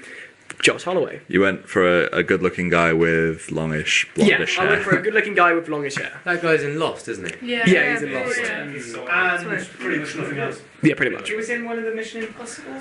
Yeah, he was in Ghost Protocol. Yeah. Was it? he was. I kind of went for the same thing, just went for someone who looked reasonably like him, because it is a very complicated character. For anyone who doesn't know, the Sentry is kind of a bit of a Bruce Banner. He has a skinny, weedy, crazy little guy persona. He also has the Sentry, and he's also an evil monster called the Void. So I just went for a character who looked a bit like him, and I went for Adam Copeland, also known as The Edge. No, come on. What? Why? Hey, like if Dwayne Johnson can play Black Adam, then The Edge can be whoever he wants. Triple H in Blade, that guy whose name I can't remember in X-Men. There was a You're just wrestler going in The with Punisher really as well. attractive guys now, aren't you? Just to get woos. Yeah, because How is that any different from what you do? Yeah. I won't. True. But you're going with people who I don't know the people who have But he voted. found shirtless pictures. Yeah, he found shirtless pictures with a majority of Because people. he's a wrestler. it was the only one I could find of him with long hair. Callum, were you about to say that we are majoritively female? No, majority live with him, and he knows what you guys are into. He might be majority. No, Callum, trust me, the fact that I live with most of these guys works against me. I'm surprised they're actually opting to spend more time with me at the moment. Okay, so who's are we with going with Sawyer or Josh Edge? Holloway? Josh Holloway? Holloway, sorry. Oh, Holloway. Edge. Hands up for Holloway. Holloway. Yeah, I think which you've one's got a Holloway? bit too... He was my choice. Sawyer. Not Edge. I like Sawyer. So that's 4. Oh, that's a win for Callum I then. think he'd do a better acting job. Yeah, I think so. Edge has been in a Sawyer's film. character. Yeah, And so with- has a with lot of Batista. wrestlers. Ever seen the Marine series? It was, Wrestling is acting. yeah, but they're Okay. not good at it. Tired is great. Yeah, I know, In the but same way that porn's acting. Okay, next Really, one. Batista was in- This is a character that most likely will not show up, seeing as though she is a creation of Ultron. It is his former lover, Jocasta. Yeah. Jocasta, yeah, whatever. like I missed we a vowel. pronounce things correctly on this show. Yeah. Okay, The so Nerdemic show. for this, Callum has gone with this woman. I've gone with Daisy Ridley, who is going to be the new. She's going to be the new Star Wars one of the main characters for this. I think her name is Ren or something like that from the new film. I mainly went with this because I know nothing about Jocasta apart from the bit about her being the wife of Ultron. I don't know anything she's done in the comic books. So I decided, alright, I'm going to put an actress I want to see more with. Fair enough. For my choice, I've actually gone with one of your previous decisions, and I've literally just gone for this because she's played a robot before, Summer Glau. Yeah. And I even found her almost cosplaying for it. Oh, damn you. Found her in something similar, well done. Yeah. I did not spend too much time on this. I spent 4 hours. Oh, wow. Can I just point out most of the ones that you've been lazy on have been the females? Oh! I'm sorry, but the last one I admitted I was lazy on. Can we get a scores, please, now? And Hercules. David Ridley or Almost all the female. Daisy Ridley or Summer Glau. Who's Hands name up for Daisy. Undecided. Hands up for Summer. I Undecided. don't like either. So that's Point. point to you. Okay, so This is getting into the ones I think I'm gonna lose the most points. so with. we're on to villains now. Our final three are villains. So the first one, not normally known for actually being an Avengers villain, it's Taskmaster. The reason why we've put Taskmaster as an Avengers villain is, interesting fact, the majority of henchmen that the Avengers fight throughout the comics graduated from the Taskmaster School of Henchmanry. Can I just say, interesting fact that when I did one of the Nerdemic quizzes, I know, neither of you knew who Taskmaster I got it wrong. Yeah, we did research from then. We've Yeah. grown in nerdy since you've left. Okay, so obviously one of the things with this character is, you're not going to see his face. Also, he's going to have like a sort of a ventilation system. Yeah. So you need someone who can kind of carry the character without that. For anyone who doesn't know, Taskmaster's ability is he basically, instead of having a photographic memory, has photographic muscles. So when he fights against Could have someone, made that sound a little less ridiculous. that's actually what he calls it. It's photographic muscle memory thing. So for my one, I went with a badass. Well, hold on a sec. So basically, sorry. what he's able to do is, if he fights you for just a few minutes, he's able to copy your fighting style exactly. See, I don't know a lot about Taskmaster, but I know he was a fighter. So I decided to go with Jason Statham. Jason's I can see that. he's a pretty good fighter. Because he's known for playing mainly villains a lot of the time, in a lot of action film. I know him for a lot of villain characters. Never playing Cockney Geezers. Yeah. Or Cockney Gigas. To be honest, I could actually see Statham doing it in a Deadpool movie, because I'd quite like to see Deadpool against the Cockney. I think that would work quite well. Yeah. I'm quite happy with my choice, actually. I've gone for someone who has previously been in a Marvel movie, but not an MCU film. I have gone with Nick Cage. Oh. Ray Park. For anyone who doesn't know, he played Toad in X-Men, but he is also Darth Maul and Snake Eyes from the G.I. Joe films. Yeah, I think you've got this one. He's best known for his stunts, but also does some acting as well. He's known for playing a character who's mainly I'm going for Nick Cage, because last time he turned into a skull, it was amazing. Oh, you Ghost Rider. Yes. You might still turn up. Oh, we don't. I've still got 2 more. I could have him in. Okay, so hands up for Callum's choice. So Jason. So Statham or Hands up for Ray Park. I'm gonna go Ray Park myself, actually, because if you've known he's Darth Maul, he's playing a character who doesn't really. He's good at fighting. Yeah. Get someone else to voice him if he's no good at My that. answer for the next one is the stupidest one I've done so far. So this is Michael Korvac. Funnily enough, a very relatively unknown character for anyone who doesn't follow the comics, but actually one of the most powerful beings in the Marvel Universe.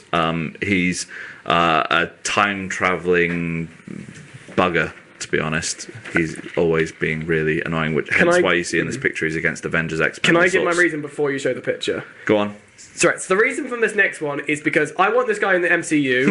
You see the picture? I only see what it is. He is the king of nerds. No. He should be this character because I don't know much about this character, and I think he'd be a badass because he would be so cool as a villain. Because I don't know, it's amazing.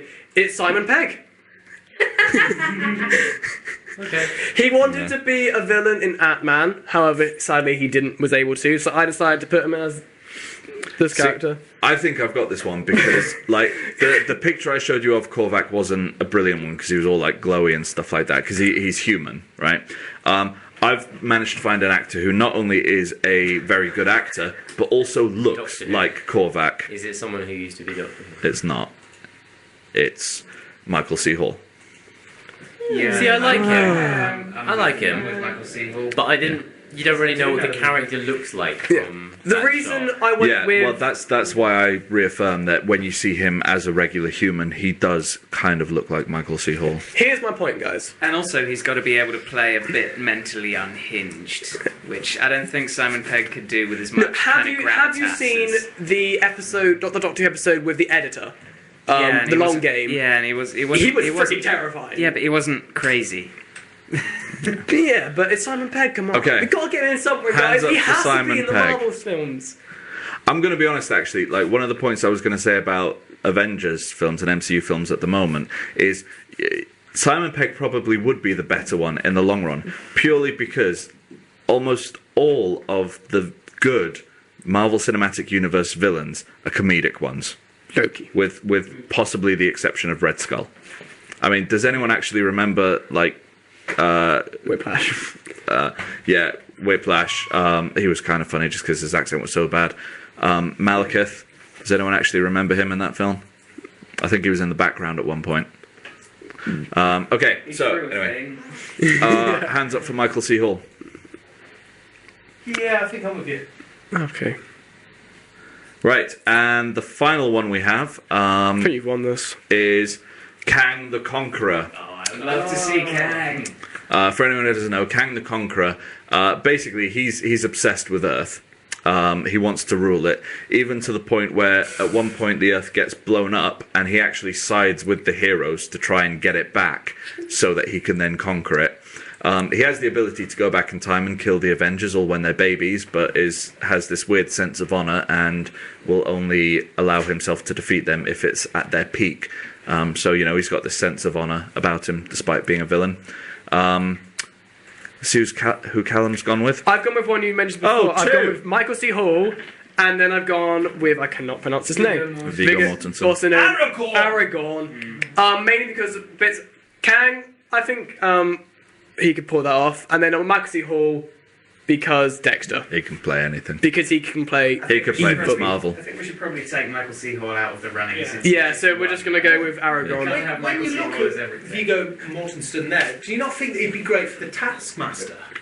He does have quite a skeletal-looking face, doesn't he? Yeah. Yeah. My choice for it is Anthony Head. Because I thought the thing with Kang is you only ever see him with that like blue face and the mask and that kind of thing. So I was like, why can't an older actor play him? And this guy, you could believe it if he said, I know I have the power to go back in time and kill you when you're babies, but I've got more honor than that. I could see him saying that and believing it. He looks. I think that Viggo could. I'm going to call him Aragorn from now on because that's the only name I can pronounce. I think he could pull off the character a bit more, being the conqueror of everything. He has that ability. Yeah, he's obsessed with Earth, but he's still a boss. I mean, one of my reasons for going for Anthony Head is because I think that the Marvel Cinematic Universe needs to have a steady injection of British actors every few films. So, you know, we Most need... of the villains I've actually realised are British. Loki's British. Christopher Eccleston from For the Dark World was British. Isn't that it? That's because British people do better villains. Wasn't Tim Roth? Isn't Tim Roth? It was that. Yeah, Tim Roth. Tim Roth, yeah. Jaguar advert where they had all the British villains in the Jaguar covers. Yeah. If you want an actor that looks good with a blue face, David Cross.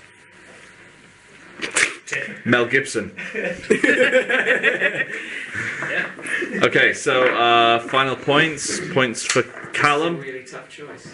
I'm going to go with Viggo. I'm really undecided on this one. Marcus is walking home because he's voted for Callum on just about everything. He hasn't. Just about everything. He gave All you- right, he gave you the- and for Anthony Head? Anyone? 2 versus 3. Hang on, how many we voted had- for Callum? I went for Callum. So that's, Okay, and we had George and Jonas Jim. refuses to vote.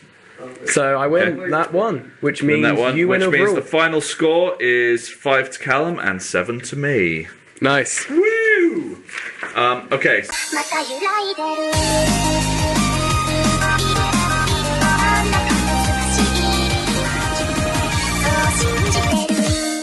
Guys, that was let's go into the anime section. First of all, let's remind everyone how they can get in touch. Can I just say that was a lot better than I thought it'd be? Thank you. The anime section. Oh, I thought you meant the song. Oh, no, I expected that to be brilliant. Yeah, thanks for that. So, if you can get in contact with us, you can get in contact on YouNow at younow.com/Nerdemic show. Write comments, we'll read them out. Katie has said meow. Hey, Katie. Hey. Meow right back at you. Yeah. Not in a flirty way or anything, because my girlfriend's in the studio. Not that that would make a difference. Then we've also got on Twitter. You can follow us on Twitter at Nerdemic Show. Like us on Facebook at facebook.com/Nerdemic Show. And find us on YouTube at youtube.com/Nerdemic Show. It's pretty easy to find us, really, isn't it? We are the easiest thing. You search our name on Google, we're all 5 links. Although one thing I found really funny is I've recently been going and watching other people's YouNow broadcasts, and whenever I comment and they respond, I mean, to be honest, it does normally happen when we're watching American shows, but they really struggle to pronounce the name. What, Nerdemic? They're like, hey, Nerdy Mike, show. Oh, and Elliot sent us a sheep. Oh, lovely. Thanks, Elliot. So, on to the anime section. Yeah. I love this picture. It's probably cool. So before we actually get into the anime itself, there's a video I put on the page which sort of sums up the anime, which I have got. Scroll down a bit. Has it been put in? Oh no, I've not put it in. I'll get it up now so that we can play it at the end. I'm going to say what it's called. The anime this week, because it's Avengers themed, I decided to find and you need the top one as well. The most Japanese thing I could find to do with the Avengers. So I went with Marvel Disc Wars, The Avengers. I do have the opening ready if you'd like to show it. I want to show the other one. I want to show the other one. That one. Okay. I want to get your reactions to this. Because this is the first thing I saw for this show as well. Okay.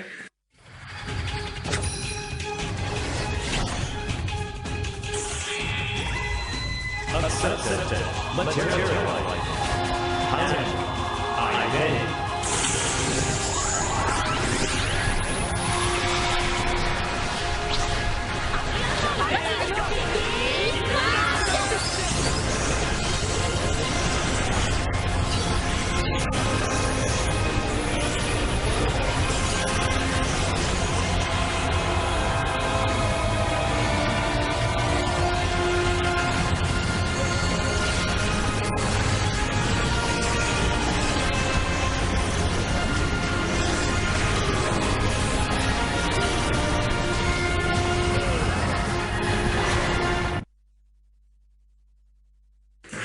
So that's that. Sorry, what?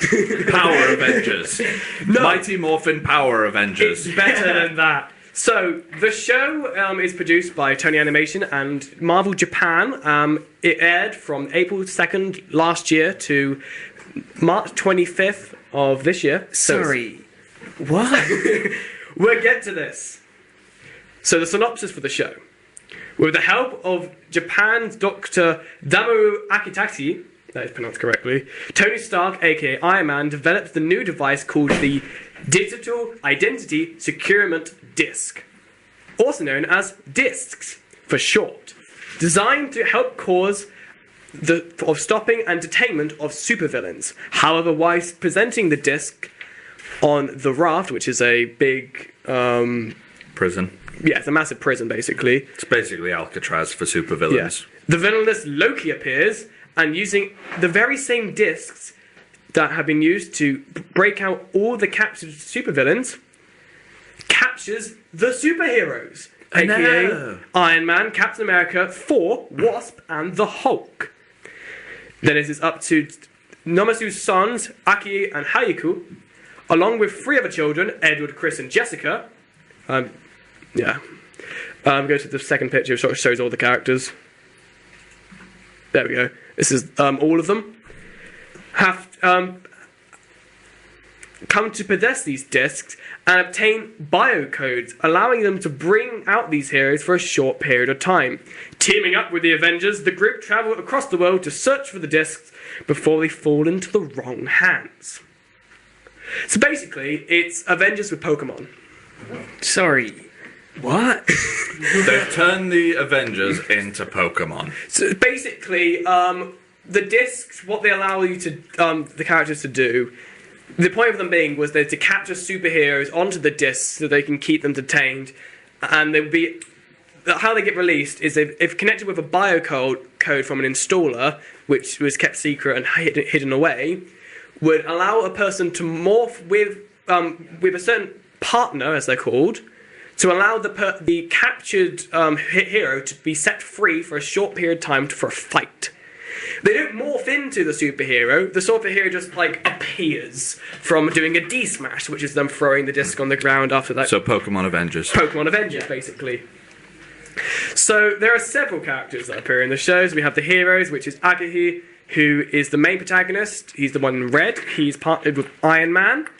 Akihu, who is the older brother of Akai, and he's partnered with Thor. Edward, who is the youngest of the group, who is partnered with the Hulk. He's also slightly got a nod towards his appearance to Edward Norton's appearance of the Hulk. Chris Taylor is the oldest of the group, and he's the hothead bad boy who has appeared with. He's partnered with Captain America. And finally, Jessica Shannon, who is a rich girl from France, who is partnered with the Wasp. And then from that, you also have the 5 major Avengers members. So basically, every single superhero in the world gets put into one of these discs. All of the X-Men, all of the... I'm trying to think. Fantastic Four. Well, all the heroes. All the heroes, apart from one, which is Spider-Man. Oh, okay. Spider-Man does not get put into a disc for a... That's just the greatest character to not put in...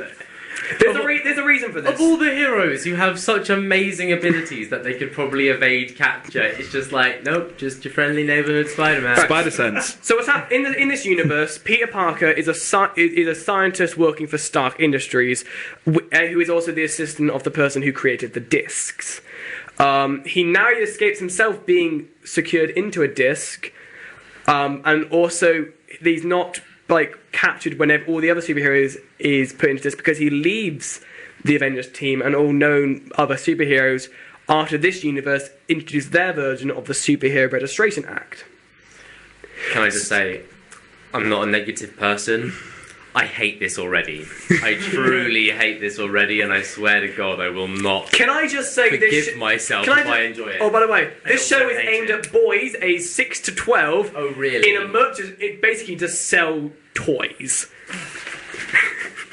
Oh, Japan. Moving on. Moving on. So the main antagonist of the show is Loki, who captures all of them inside the discs. However, then during a fight with Iron Man, when he's first released from the disc for the first time, accidentally had an explosion, sort of releases all of them out into the world. So now they have to travel across everywhere, collect the discs, and release the superheroes. And then there's another main villain, which is called Tim Glayman, who is an ex-SHIELD agent who wears a mask. Basically how this show works is that they have, all the bad guys have the bad guy discs. And they release them using their biocodes, and they get released to fight. And then the kids show up with their disc and release Iron Man and the rest of the Avengers team to help them fight. Will Loki initially work in the background and have 2 grunts of him who are followed around by a talking cat? No, even better. We have Loki, who is followed around by a group of his group of people led by Tim Glayman, who all wear masks instead. I hate this. Also, the fact is, using the biocode, using the disc, that the characters of the Avengers can talk to the kids through hologram. Oh wow, that sounds great. I hate it. I hate it. I hate it. Can we please move on? This show is 51 episodes long. Each of them sing to. Oh my god. The first 6 episodes establishing the universe. It takes 6 episodes to establish what you just explained pretty clearly in 5 minutes. Well, basically what happens is, in the first episode, they introduce the disc. Second episode, the prisoners get released, and at the end of the episode, the heroes get captured, because Pepper is in this as well. She gets captured. Then in the She's not even a hero. No, she's working at Stark Industries during the presentation. She becomes like the mentor for the kids as well as Spider-Man. Great. Then all the Avengers get captured in the 3rd episode. 4th episode, they connect with the barcodes with the kids. 5th episode, they sort of the 2 Japanese boys sort of like work with Tony to understand what's going on. In the 6th episode, the American kids sort of get involved with the team as well. And then they all move to Japan. Does that make sense? Because that's where the biocodes are apparently spread out. Also, throughout the show, there is an episode which is fully about Deadpool. I thought to bring that up, in which Deadpool survived from the discs, and then himself is trying to collect them from his own. Because he can, it's Deadpool. I can actually imagine what you would do with them. But it's a kid's show, so Deadpool won't be fun. Deadpool's quite hilarious. He's probably one of the funnier characters in the show when he appears. He appears in episode 39. No, sorry, it's 49. So he appears quite late. There are so many episodes. There are 51 episodes. It's a kid's show. It's been played over the... Please stop trying to redeem the show. Third from last episode, he turns up. No, 51 is the last episode. In the last episode... I'm not going to spoil the show. 12. Shall I spoil the show? Nah, I'll let you watch it. It's good. Yes, you will let me watch it. Thank you. I would recommend not watching... I would watch the first 6 episodes, and then just watch it, like, 5 episodes here and there. Look at which like superheroes you like and see when they appear. So, how would you rate the show out of 10? I don't do it by 10 for the anime section. I do it by grade.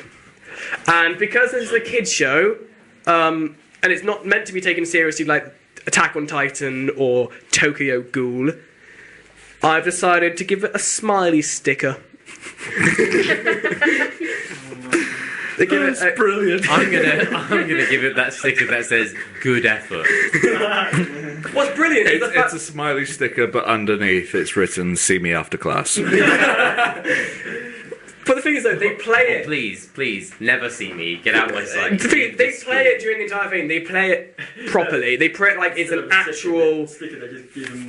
Like it would be if it was like Avengers, the ultimate greatest heroes, that cartoon show, or normal cartoon shows we get with the Avengers in England and the rest of the West. They play it really well. I actually enjoyed this series mainly because it's a ridiculous theme, but I think it's slightly cool. Avengers, gotta buy them all. I actually personally do want to buy the Iron Man action figure for this, mainly because I've seen a review of the toys for this, and they are quite decent. Just buy the Skylanders stuff. At least they've got a use. The Marvel Skylanders, whatever. Yeah, so it's a show. It's basically if you want Disney to watch just a bit of fun in Avengers, but the most Japanese way you can. One thing, there's an entire subplot of Tony Stark being remorseful because this all happened because of one of his inventions. Similar to the way we had an Age of Ultron. They play it so seriously, even though it's a ridiculous theme. Isn't that what he does for most of his inventions? Pretty much. He creates them, things go wrong, and then he's remorseful. Yeah. Other characters that appear in the show, we have then he Nick remembers Fury, he's rich. Mara Hill, Professor X, Cyclops, Wolverine... Cyclops. Please, I am begging you to stop at this point. I can't take any more of this. Don't worry, we're going to go to... That's that. So, I recommend a smiley sticker. Then we're going to do the one news segment I have We for have this. one bit of news that I'm so happy about. Yeah. I don't even need to read it. Before we go into the quiz, I'm just going to play the opening theme for the show, because it was the only way I actually found the show, because I liked the opening theme. Opening themes for animes do tend to be pretty awesome. Yeah. So anime news this week. After 18 years of waiting, New Dragon Ball Z suit. Is it Dragon Ball Z or No, is it it's Dragon not Ball? Dragon Ball Z. The new series is going to be called Dragon Ball Super. Whatever. Whatever, it's still Doesn't even matter. If it's not GT, it's in my good books. Yeah, this is literally 18 years after the final episode of Dragon Ball GT, which was the last Dragon Ball series. A new series is set to premiere in Japan on Fuji TV Sundays at 9 p.m. Yes. And we will most definitely be getting a dub. If you have Crunchyroll, you can watch the new episodes that air in Japan straight away. Nah, see, I If you quite are like savvy the at the dubs. internet, you can also watch whatever the hell you want. Okay, so Illegally. we're going to. Quizzical. Quizzical. Wasn't that from? Yes, we are getting quizzical. Wasn't that from the previous show? It was, but Rick was the one who recorded it, so he gets to do it. Okay, guys. So as always, the quiz is 10 questions. Except this time, Georgie is going to be reading in some of the questions as well, so you can yell at her if you don't like them. Not me, which happens every time. All the questions this week are Avengers themed, and there are pictures. Some of them relate to it in some way. I've tried to be good with it. So are you all ready to go? Yes. If you are playing at home, you can put your answers up on you now. I can assure you that no one who's taking part in the quiz here can see the screen at the moment, unless Rick moves like an inch to the right, but he won't. Or you can tweet in your answers at Nerdemic Show. Let us know what you scored at the end. Okay? Oh, and I'm really hoping that there's a tie on this one, because for the first time ever, I've remembered to do a tiebreaker question. I've See, remembered. you've done this, and we probably won't now. I know. Okay, so 10 questions, right? yes. Cool. Question number 1. Samuel L. Jackson has appeared in 7 Marvel Cinematic Universe films and made a few appearances on Agents of S.H.I.E.L.D. Not including Samuel L. Jackson, which actor, by the way, Stan Lee is not an actor, so does not count, has been in the most Marvel movies, including cameos? Can I name the character if I can't remember the name? Yeah, of the you can. I'll allow the character if you can't remember the name of the actor. Right, can that be any role? It has to have. It has to be someone who has been in the most, other than Samuel L. Jackson or Stan Lee. Is this Marvel Cinematic Universe movies? Or just I've- Marvel movies? I've asked the question. Could you Answer. repeat said question? Yep. Everything in the MCU, basically. Samuel L. Jackson has appeared in 7 MCU films and made a few appearances on Agents of S.H.I.E.L.D. Not including Samuel L. Jackson, which actor, Stan Lee, not an actor, has been in the most Marvel movies, including cameos? I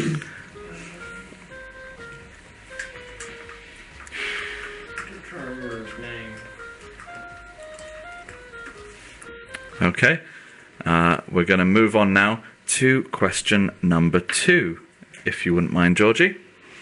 Okay, which original Avenger from the comics has the name of a biblical character as his superhero persona? When you mean original, you mean the As a founding member. founding member. As a biblical character, you say? Yeah, share their superhero persona, like so Spider-Man rather than Peter Parker. And Is- thus Ant-Man decreed. Is To this the Israelites. Is this the name that they were going as while they were founded, or when they I've founded given the team? enough clues. Okay. I've given enough clues. Good now, just working out. The main clue I gave was that I actually just put a picture of them up on the screen of the person that I'm looking for. Wasn't who I thought it would be then. Was it the head? It's gone down. Okay. So moving on to question number 3. It is an anagram. And the anagram is Thor Diet Wins Lear. And what we are looking for here is both an Avenger and an Avengers villain in one? What? So there's two different names in this? Nope, there's one name. We're looking for one person who has been an Avenger and a villain. And it's all still split up like that. Nope. Okay, so it's all condensed. Could be. I'm not going to ask this question. No, I'm not going to ask that question. In MCU or comics?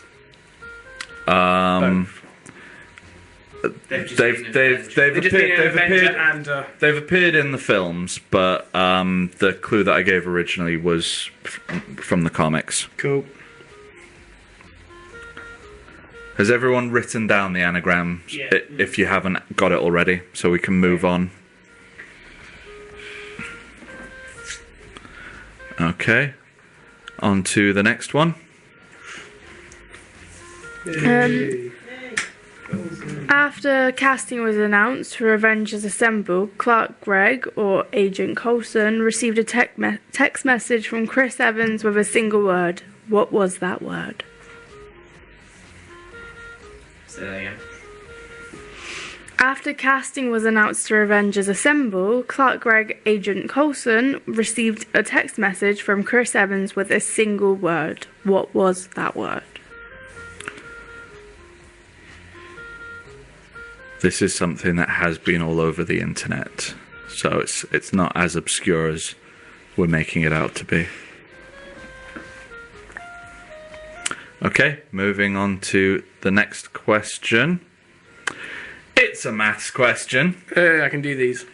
So, first thing you need to know, the year the first Avengers comic was released. I will give you a hint here. It is pretty much the year every decent thing in Marvel was released. Sorry? Helpful. Yeah. If you paid attention to my comic book section, you'd know. Big if. Okay, multiply that by the number of currently released MCU films that don't feature Nick Fury.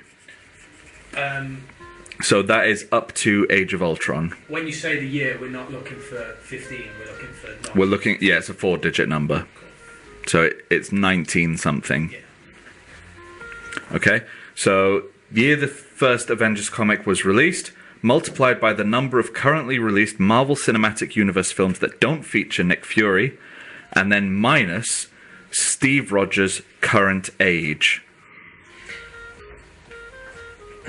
In the MCU? It's the same in both.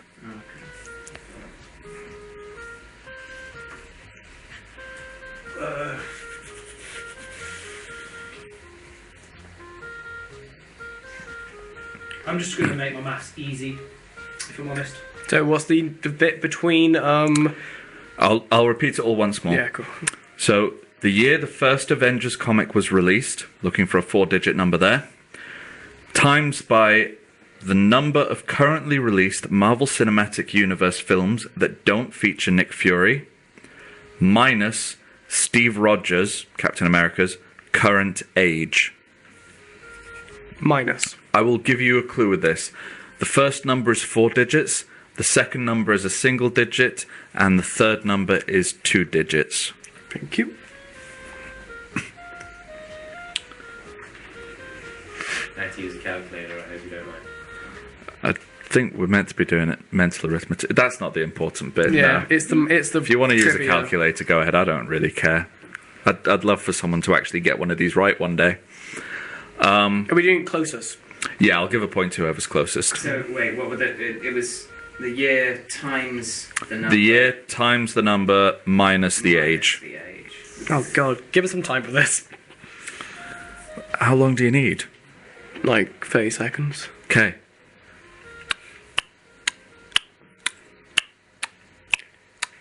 I'm not actually giving you 30 seconds. On to the next question. Just give us some time before we have to swap. Right. Georgie. Okay, so Stan Lee chose to publish the first Avengers comic to make up for the fact that a new hero's first issue wasn't ready. Which hero was it? So we're looking for the name of the hero in a self-published title. Is that a clue? It could be. That was meant to be released then.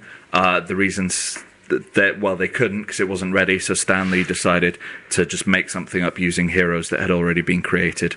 That's actually why the Avengers were created. So what's the question? The question is, what hero who was eventually published was the one that they weren't able to publish, and therefore the Avengers were created.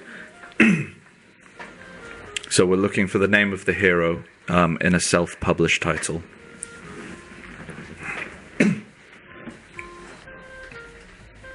It is definitely one you guys should know. I've not gone for something really obscure here. Okay, moving on. In the Ultimate Universe, what team name do the Avengers go by? Just to make it clear, and to be nice, it's not the Avengers. They have a different name, but it's pretty much the same lineup.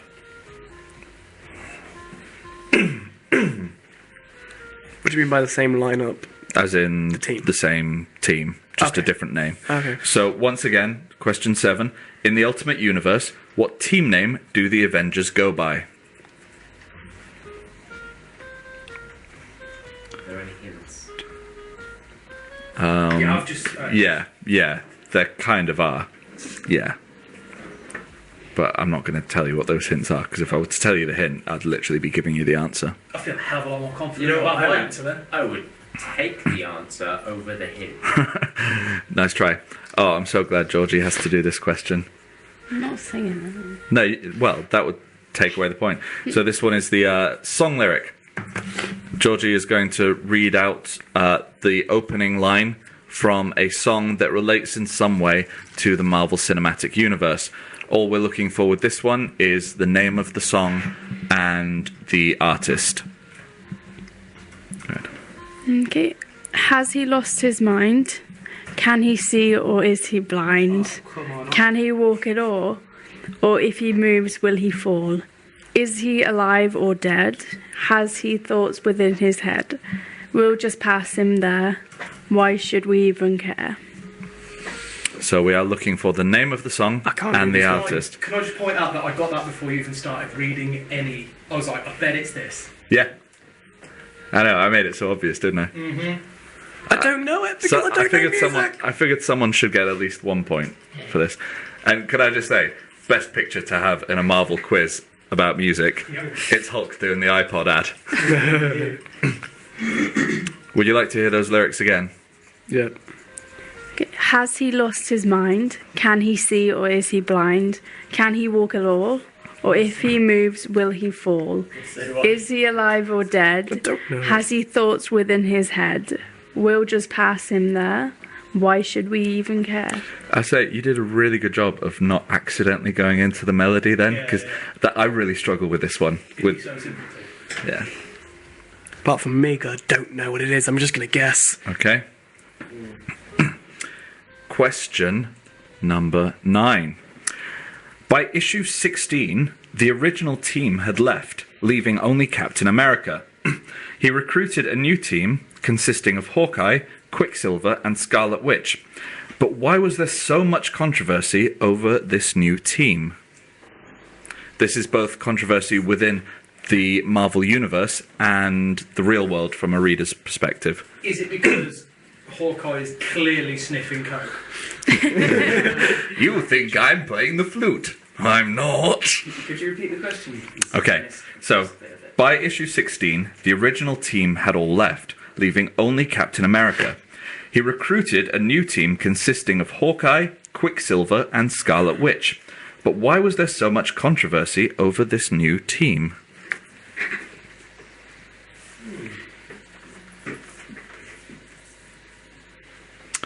I'm still working out the math question. And finally, question number 10. Okay, what other superhero teams' first comic hit the shelves the same month as the Avengers first? So, it's another superhero team whose debut was the same month as the Avengers first comic hit the shelves. Is this other team Marvel as well? Yeah. I wasn't actually going to say, but Georgie's just said yeah. Thank you. Well, you So should that probably give literally me narrows half it down a to point. like Are you going to be 5. very Nitpicky. Yeah, nitpicky. I want Regarding the name. I want the name of the team. I'm not expecting you to know the name of the comic. Thank you. Okay, so we're just going to blast through those questions once more while you guys go over your answers again. But if I get the name of the comic, If you get the name of the comic, I will give you an extra half point. great. So if you can name the comic. Cool, he's got this in the bag. Not necessarily. I don't. Okay, so question number 1. Samuel L. Jackson has appeared in 7 MCU films and made a few appearances on Agents of S.H.I.E.L.D., not including Samuel L. Jackson, which actor included, has been in the most Marvel movies, including cameos. Oh, wait. Is that MCU movies or is Georgie? it all Marvel movies? Georgie? MCU. Which original Avenger from the comics has the name of a He said biblical MCU. character as his superhero persona? Guys, we're going over the answers again for the audience, Oh, please. sorry. Yeah. Questions. Okay, question number 3. Anagram. For Diet wins Lear. We are looking for someone who has been a member of the Avengers and a villain. It is one person we're looking for, who's been both. Number 4. After casting was announced for Avengers Assemble, Clark Gregg or Agent Coulson received a text message from Chris Evans with a single word. What was that word? Question number 5. Maths question. The year the first Avengers comic was released, multiplied by the number of currently released MCU films that don't feature Nick Fury, minus Steve Rogers' current age. Number 6. Stan Lee chose to publish the first Avengers comic to make up for the fact that a new hero's first issue wasn't ready. Which hero was it? Question 7. In the Ultimate Universe, what team name do the Avengers go by? Question 8. So we want the lyrics and the song name for the first line. Has he lost his mind? Can he see or is he blind? Can he walk at all? Or if he moves, will he fall? Is he alive or dead? Has he thoughts within his head? We'll just pass him there. Why should we even care? Question number 9. By issue 16, the original team had left, leaving only Captain America. He recruited a new team consisting of Hawkeye, Quicksilver, and Scarlet Witch. But why was there so much controversy over this new team? And finally, number 10. What other superhero team's first comic hit the shelves at the same month as the Avengers first? Okay, guys, if you could all swap over your question sheets. I might have made a What? mistake. Why? Right. haven't answered 6. That was the what character delayed the release of a comic character? Yes. Okay, what was question 7? 7 was, what's the name of the Avengers in the Ultimate Universe? Alright, cool, so I had no answer for that one. So 7 was 9 and 8 Then was 8 10. was the song lyric. Okay, cool. I should put my name on it. It's so good, I put my name on it. I'm not that confident, but Okay. I know I've got one. Pencils down, answers have been swapped. I don't want any cheating going on. Other Joe just throw it across the room. Okay, so we will start with Rick and then move round to Gemma. I'll read the question out. Tell us who you have and what answer they've got. So for the first question, other than Samuel L. Jackson, which actor has been in the most Marvel movies, including cameos? Callum has gone with Agent Coulson, so presumably Clark Gregg. Okay. I here have from Harry, Tony Stark, aka Robert Downey Jr. Mm-hmm. From Rick, I have Robert Downey Jr. Mm-hmm. From Gemma, I have Batman. I've got Jonas, he's also gone with Agent Coulson, as in Clark Gregg. And I have Marcus, and he's gone with Hugh Jackman, Wolverine. There is a point. It is to Marcus. Hugh Jackman has been in the same number of Marvel movies as Samuel L. Jackson. So listen to the wording, boys Yeah, and in my girls. defense, I figured it out way too Yeah, late. you It was did. like, I'm going to stick with it. Yeah. I did specifically say who's been in the most Marvel movies, not Marvel Cinematic Would Universe ones. Coulson be the MCU? Not even close. For MCU? Not even close. He's been in. He's been in 3. Yeah, 3. Who's... Yeah, no, Chris Evans even beats it. it's Paul Bettany beats him. yeah, Paul Bettany and Robert Downey Jr. Have both been in 5, 6. 6. Robert Downey Jr. has been in 6 because he had the cameo in Hulk as well. And then Chris Evans, he's been in 5. So, yeah. What's Scarlett Johansson? She's been in 4, yeah. Oh, no. Was she in Iron Man 3? No. Okay, question number 2. Actually, do you want to read it? Which original Avenger from the comics has the name of the biblical character as a superhero persona? Callum's gone with Hank Pym. That's the person, not his actual character name. Mm-hmm. Oh, sorry. Harry's gone for the Vision. Rick's gone for Gamora. It's the only biblical character I can think of. Gemma has gone for Moses. I've got Jonas, who's gone with Gabriel. And Marcus has gone with Thor. I'm willing to give Callum the point for this because he is correct, but only if you can tell me which superhero pseudonym it is. He has like 1 million. Come on. Colossus? No. I'll give you half a point if you can't get it. Give me a clue. I did give you a clue. There is a very famous painting of him up there right now. Just give me half a point. The correct answer is Hank Pym, Goliath. Yeah, I thought that. But he wasn't when the Avengers were founded. He was called Ant-Man, which is why I didn't put that.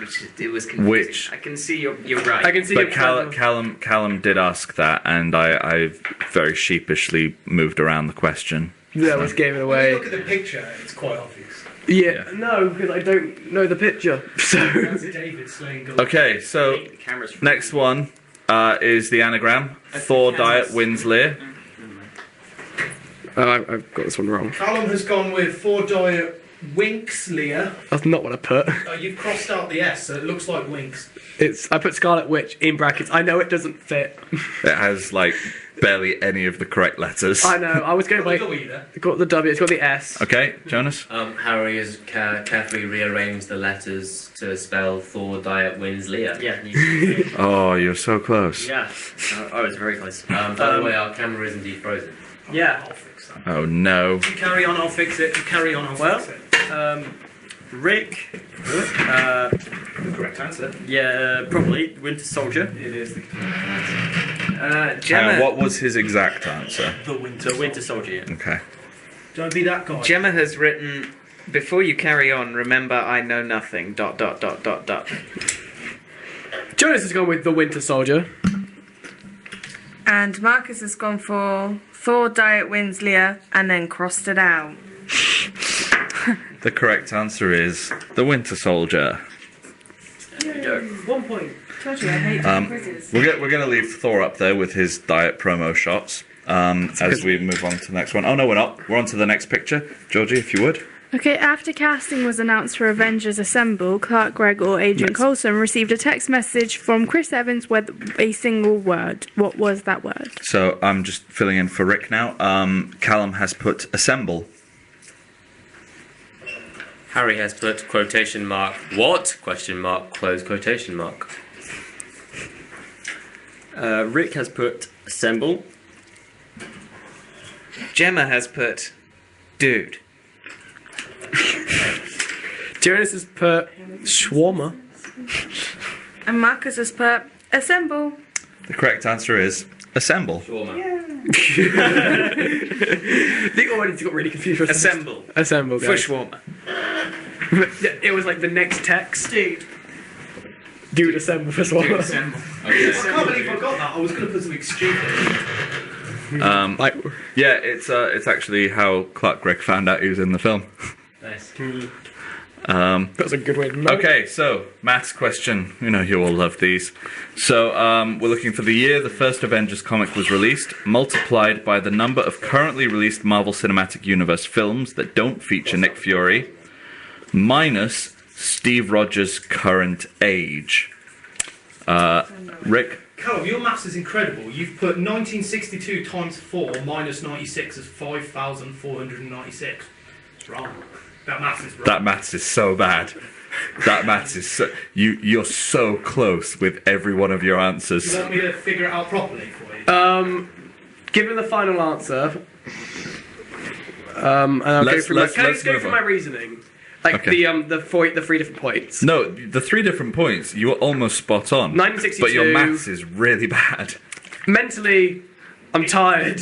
Give me a. Everyone else used the calculator. I didn't. No, I didn't. Okay, Jonas made used the my maths really calculator. easy. Right, Jonas, who have you got? What have you got? Speak into the mic. I got Harry. There's no answer. Okay. I have Rick, and he's put 1970 times 4 equals 7,880 minus 90, which is 7,790. Okay. I only did it that way so I could figure it out myself. Really bad at my maths now. Gemma has put 1936 times 4 minus 31 equals 7,714. So wait, you think the first Avengers one? I was just making it up as I was going Oh, along. okay, fair enough. Jonas, she's also written ... It's just a guessing game. Jonas has put 1969 times 3, take away 90 equals 3,848. I actually changed the maths, so just the final number, please. That is the final number. You asked me to cross out the I know, 5. I changed the maths as well, so that final number is my different result. Oh, so just the okay. ending, which is 3,848. I was going to say the calculator didn't. And Gemma, who have you got? I have Marcus, and he's put 1967 times 4 minus 94 equals 7,774 in a big box. 7,774. What was yours, Rick? 7,790. None of you have got it spot on, but the closest person was Marcus. What was yours, Marcus? The correct answer was 7,758. The first Avengers comic was published in 1963. 1 year out. For guess. No. I put 1962. The number of MCU films currently released that Samuel L. Jackson hasn't been in is 4. That's what most I of you got got. that right. Yeah. That's wrong though. That's wrong It's not though. wrong. Maybe the Guardians. He's not been in Guardians, Iron Man 3. He wasn't in Thor 2. He wasn't in Hulk. And he wasn't in Hulk. Right, it's 4. That's 4. He wasn't in Thor 1 either. Yes, he was. Yes, he was. Yes, he was. He speaks to Thor. When? He interrogates him. This entire half the film is about Shield. I did check this. No, Coulson I interrogates did him, doesn't he? check But he's in the this. film. Marcus, you got the point. I did, yeah. Don't argue. You got it right. Shush. Can you quickly just see if I got my maths right? If I got how close I would be with my maths right? You would have been 4. How old was Captain America? 95. 94, sorry, 94. You would have been 12 away. If you. Oh. I feel really depressed now. Oh. To be fair, you should take solace in this. You were over 2,500 out. I don't get how I got it wrong because it was that timesing of 1962 is why I got wrong because I So- just added it instead of timesing it. 'Cause I'm a freaking idiot. This next question, I gave you guys a huge clue with this one, with the picture. Yeah. Sure. But also, I kind of was trying to trick you with it as well, and I'm hoping that's happened. So, Georgie, could you please read out the question? Stan Lee chose to publish the first Avengers comics to make up for the fact that a new hero's first issue wasn't ready. Which hero was it? Calm's gone with Daredevil. Can I just say, was it put off because he was afraid that it would upset blind people? No, it was literally. Genuinely true. It just wasn't ready. They didn't have all of the panels done or anything. Jonas? Harry's got Ghost Rider. That was the trap, wasn't it? Because I got it wrong as well. It might be Ghost Rider. I'm not saying yet. Okay, so Rick has gone for Daredevil. Gemma has gone for 2 potential answers, one being Captain America, the other being Bob effing Marley. Oh, he was a great superhero. I have no idea. Jonas has also gone with Ghost Rider. Marcus has gone with Spider-Man. The correct answer is Spider-Man. Yes. No, it's Daredevil. Oh, Unit's so happy for us. The reason I went without over Ghost You're was a because I knew bastard. that it was delayed. But I thought it was because he was afraid of upsetting blind people. To No. which my girlfriend replied, "How will blind people know to be upset?" Wow. Wow. Sarah is cruel. Okay. Next question. This is question number 7. In the Ultimate Universe, what team name do the Avengers go by? Callum's gone with the A-Team. Why not? I know I've lost the quiz. Screw it. I think Jonas? I've done worse than you. I have a lot of nothing for this, I'm afraid, from Harry. Yeah, that's my answer. Nothing. They're called the Nothings. No. Rick put the Ultimate Avengers. Gemma has put Earth's Mightiest Heroes, lol. Yeah, and then I realised I spelled it wrong. I was like, There is a little arrow above the E and the O of heroes, of Heroes. He's So meant to say heroes. Yeah. I can read that. Jonas has put nothing. and Marcus has put Ultimates. The correct answer is the Ultimates. I had that. I crossed it out as well. Does he get... Because he's just put Ultimates. Is that Yeah, yeah. okay? Yeah. It's like saying Avengers instead of the Avengers. Yeah, I went with the Ultimate Avengers because I thought they're not that good at coming up with I put that as well. If you look underneath the squiggle, I think it would have made sense. Yeah, it does So say much Ultimates. better. that's annoying. Let's, I'm really bad at this quiz. We're going to go to Next question. Georgie's wonderful singing now. I have Just sing no it. idea. No. Has he lost his mind? Can he see or is he blind? Can he walk at all? Or if he moves, will he fall? Is he alive or dead? Has he thoughts within his head? We'll just pass him there. Why should we even care? So for the full point, I need to have the name of the song and the artist. Callum has put Black Sabbath, Iron Man. Jonas? Harry's done I know reverse. it's the only song I can think of that's Iron Man related to. Callum, don't whisper into the microphone sorry, when people are giving sorry. answers. Sorry. Rick has put Iron Man, Black Sabbath. Gemma has put Iron Man, Black Sabbath. Brackets. Why is the world so cruel? Jonas has put. I don't think he put anything. No, he put a line through Fantastic Four, so nothing. That's for a different question. Yeah, I realise that now. And Marcus has put Call Me Maybe. Seriously? Yes. The correct answer was Iron Man by Black Sabbath. I got a question right. I got a question wrong. More to the point. Shut Okay. up, Marcus. I genuinely got that before you even. It was either that or Hooks on a Feeling. I've already done a Guardians one. Did that the other week. Okay. So, question number 9. By issue 16, the original team had left, leaving only Captain America. He recruited a new team consisting of Hawkeye, Quicksilver, and Scarlet Witch.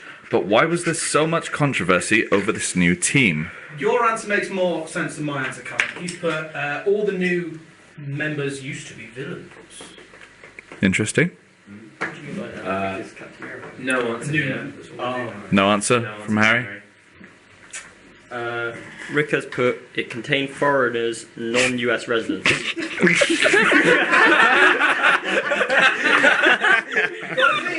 Don't laugh. What I think. Yeah. Jonas put four. Okay, sorry. Okay, we're skipping. Marcus, you already won anyway. So. It's not me. It's Gemma. Oh, yeah, good point. Sorry, Gemma. Gemma has put. Gemma has put. Scarlet Witch was sleeping with Captain America and Hawkeye. And then a big cross face. Jonas has also gone with Rick's answer of foreign origins. And Damn those foreigners coming here and taking our superhero jobs. What is 4 cows? Marcus has put Scarlet Witch and Quicksilver were villains.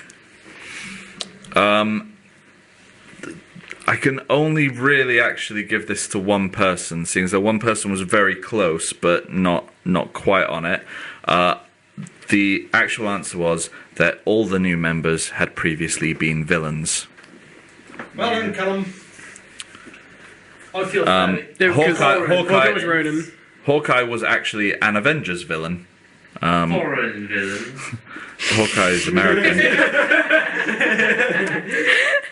Thor is the ultimate foreigner because he's from Asgard. Yeah, but they're like totally like American dude. Yeah.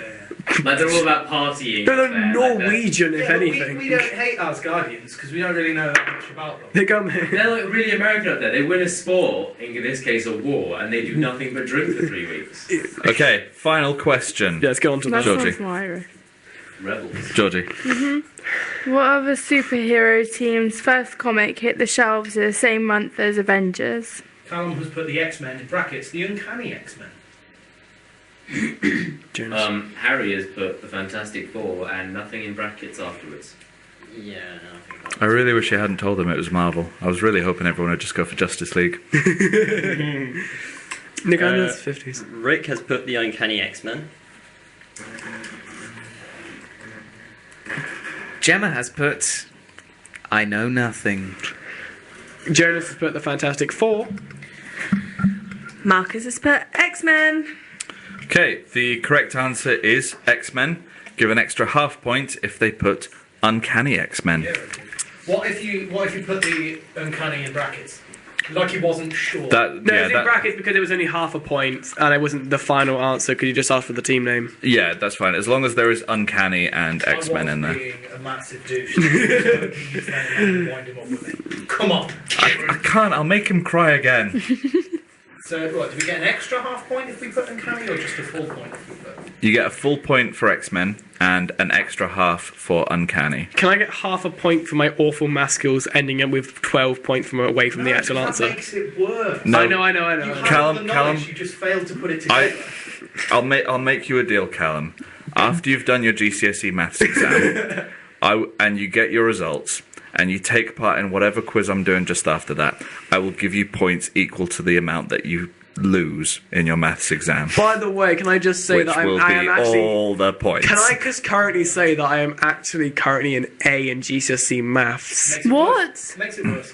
Yeah, that makes it so much worse. Makes it really Basically, bad. the reason I messed that up was mainly because I did the wrong thing for the... I did multiplication, I did something completely different. I did GCSE. Also, Okay. Well, we need to move on, guys, because we've only got 40 minutes left of the show. So yeah. please, can you tally up the answers? Jonas. Rick, if you could start off telling us who you've got and what they got. Callum got 6 out of 10. But Ooh, that does include, more than you expected. That does include 2 half marks. Okay. So you've got a half mark for the Uncanny X-Men and you've got a half mark for Hank Pym. So, I don't know. In my book, I feel... Well, we add up halves to make a whole. Yeah, but in my book, I feel that should really be 7 or 6.5 out of 10. But you're the quizmaster. I am. You gave me that power when you left. Jonas. Harry has a very big number 1, and I've written good effort. In all honesty, that's better than most of us do on Nerdemic quizzes. Yeah, normally. don't worry. This one's been exceptionally easy. Okay, Rick has got 5.5 out of 10. Ooh. Hey, 55%. That's what Take that in any of my exams. Had to pass at university. Gemma has got It's a 1 B. out of 10. Jonas got 1 out of 10. Marcus got 5 out of 10. Callum wins! Callum wins. Callum Again. wins. It took a year and a half of working here to finally win a quiz. You Can won the we hear last the quiz tiebreaker against question? me in a tiebreaker. Oh, yeah, I did as well. Hello. Okay. Oh, I've counted wrong. Callum actually only got 5.5 out of 10. Well, actually, the tiebreaker question is worth 10 points. Oh, God. So it's me So versus... the entire quiz was completely pointless. Yeah, pretty much. Alright, we just do this. So what I want you to do, guys, is on the back of the piece. On the back of the piece. Everyone's doing it. On the back of the piece of paper you have. Yes, I do. Can I ask the question before I start deducting points? No. Because I have that No, power. you can't. No. Whose piece of paper do you have? Callum's. Take off 5 points. It's like it was set up. Okay. Question, No, this one's purely for honour. Unless actually, Rick, you could overtake Callum. Can we just with have a this question, one, please? or Marcus could tie with him. So we'll see if it's one of you two. Right, on the back of the piece of paper that you have, I'm going to ask you to write down something so that you all do it at once, and then you can just read out your own ones. I'm going to trust you with this one. What is Captain America's date of birth? Do you want the full date or the year? I'm looking for the full date, so I'm looking for the day, the month, and the year. Well, so it's the character's date of birth, not The characters. comic. The character's date of You're going to birth. give it to the closest person. I have already told you what. You could work out what year he was born in based October on the. 15th, 1918. Can you not do it now? You just said to get it out. No, I didn't. Did you? Oh, did you? I thought we were going to... Okay, sorry. So, Okay, Ignore I did that. actually tell you how old he is, so you could work it out. Yeah. Happy birthday, Captain America, with your giant hand and your weird-shaped fingers. Yeah. They're so hard to draw. Was that drawn by you? No. well, Okay, do you all have an answer? No. What did you put, Callum? I'm not saying because it might help you. I don't want to help. you just said it really loudly, so I've written down the same thing. Oh no! Because I actually don't know the answer. You gave me this opportunity. Because normally when we do tiebreakers, it's the first one to say. So I thought there was that. He said to write them all There's down. evidence of domestic abuse going on here. This is just another question. No, you can't. Shut up. Definitely. Kieran, can we get the answer, please? Yeah, well, I'm waiting for your answers. So, Rick, what have you gone for? Because it's Captain America, I thought, why not go for a significant date in the war? November the 11th, and then I tried to do the 94, I think it was 94, 1921. Okay. The same as Callum. Okay. I'll allow it. I've written 6th of July 1920. Okay. I put November 23rd, 1918.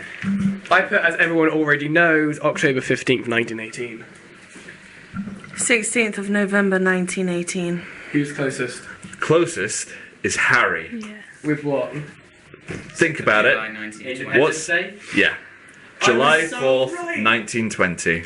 I swear I read on the Marvel Wiki it was 1918. 6th of July 1920. Oh, 1920. Because I said So out loud, close. like... I'll give you a point because that only gives you 2 anyway. Yeah. I said, like... Oh no, Callum's getting his bow. He's angry with me. It's all right, Callum. You still win the quiz. No, I'm checking something because I don't think It's all right, Callum. It's all it right. has all the weapons I've pulled out for my costume. That's not the one I would put. What the hell? The pistol. Yeah, that sounded. That was oozing. All the With weapons I have in my arsenal, it would be the zucchini. All right, guys. So we're going to go to a quick song now, and then we're coming back with a very brief science and technology round, followed by the comic book section. Oh, yeah. Stay tuned. Remember, let us know on YouNow and Twitter how you did on the quiz. It would be great if you had Iron Man to play. It would be so great if I had Iron Man. And we're back! Welcome back. Can you imagine if I'd played that before the quiz and no one got that? I was so tempted to, just to make it as The only easy as reason I put it possible. down for the quiz is because I knew no other songs related to the Avengers apart from the one you asked me to download to get ready for the show. Yeah, pretty much. I mean, with the quizzes, you got to throw in a few bones there, don't you? Yeah. Should we tell them how we begin contact for the last half an hour? Yeah, do it. Yeah, so you can get in contact on YouNow at unet.com/Nerdemic show. Elliot got none in the quiz. Thanks, Elliot. Oh, Elliot, you're better than that. On Twitter, you can find us at Nerdemic Show, Facebook.com/Nerdemic Show, YouNow, YouTube.com/user/Nerdemic Show. That's everything. Find us, and we will reply. On to the science and technology section.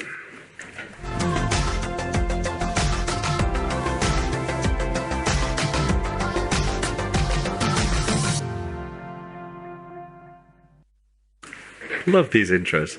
I do. You've outdone yourself, Callum. Thank you. Callum is the one who's done all these new intros, so credit completely goes to him.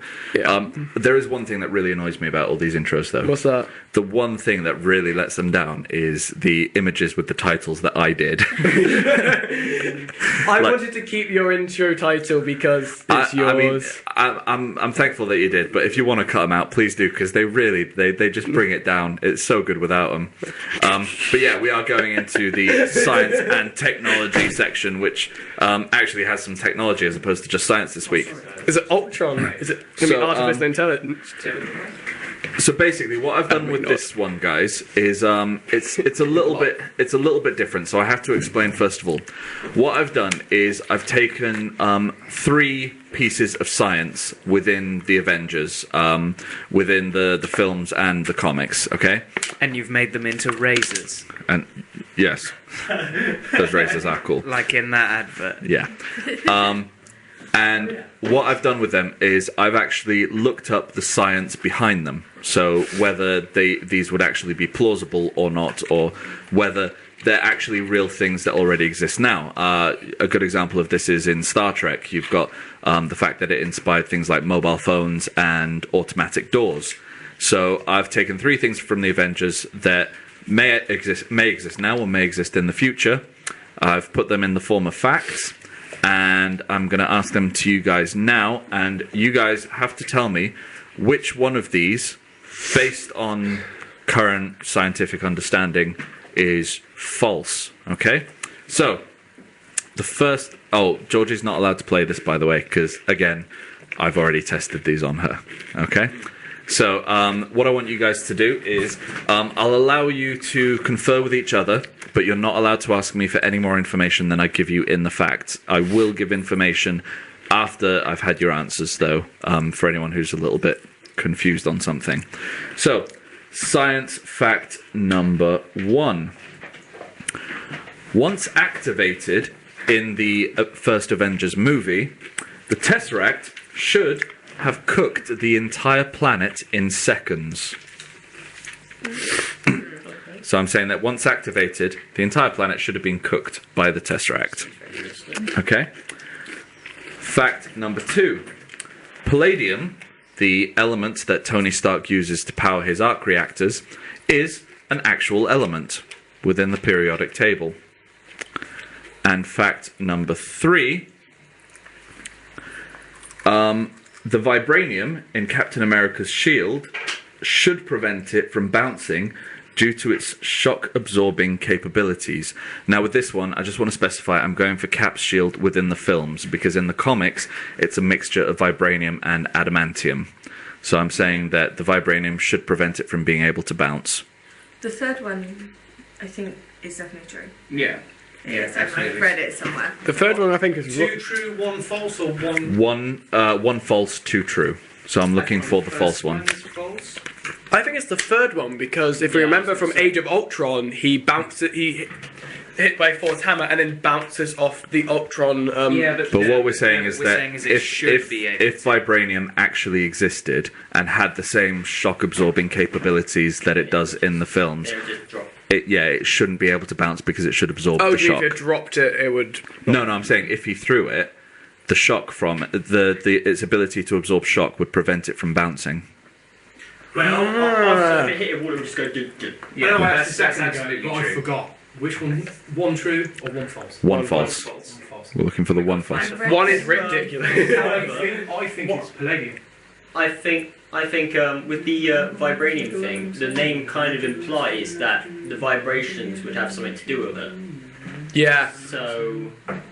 You sing in the periodic. No, I'm singing the Elements song. Yeah. I'm sure there is one which sounds Really, like...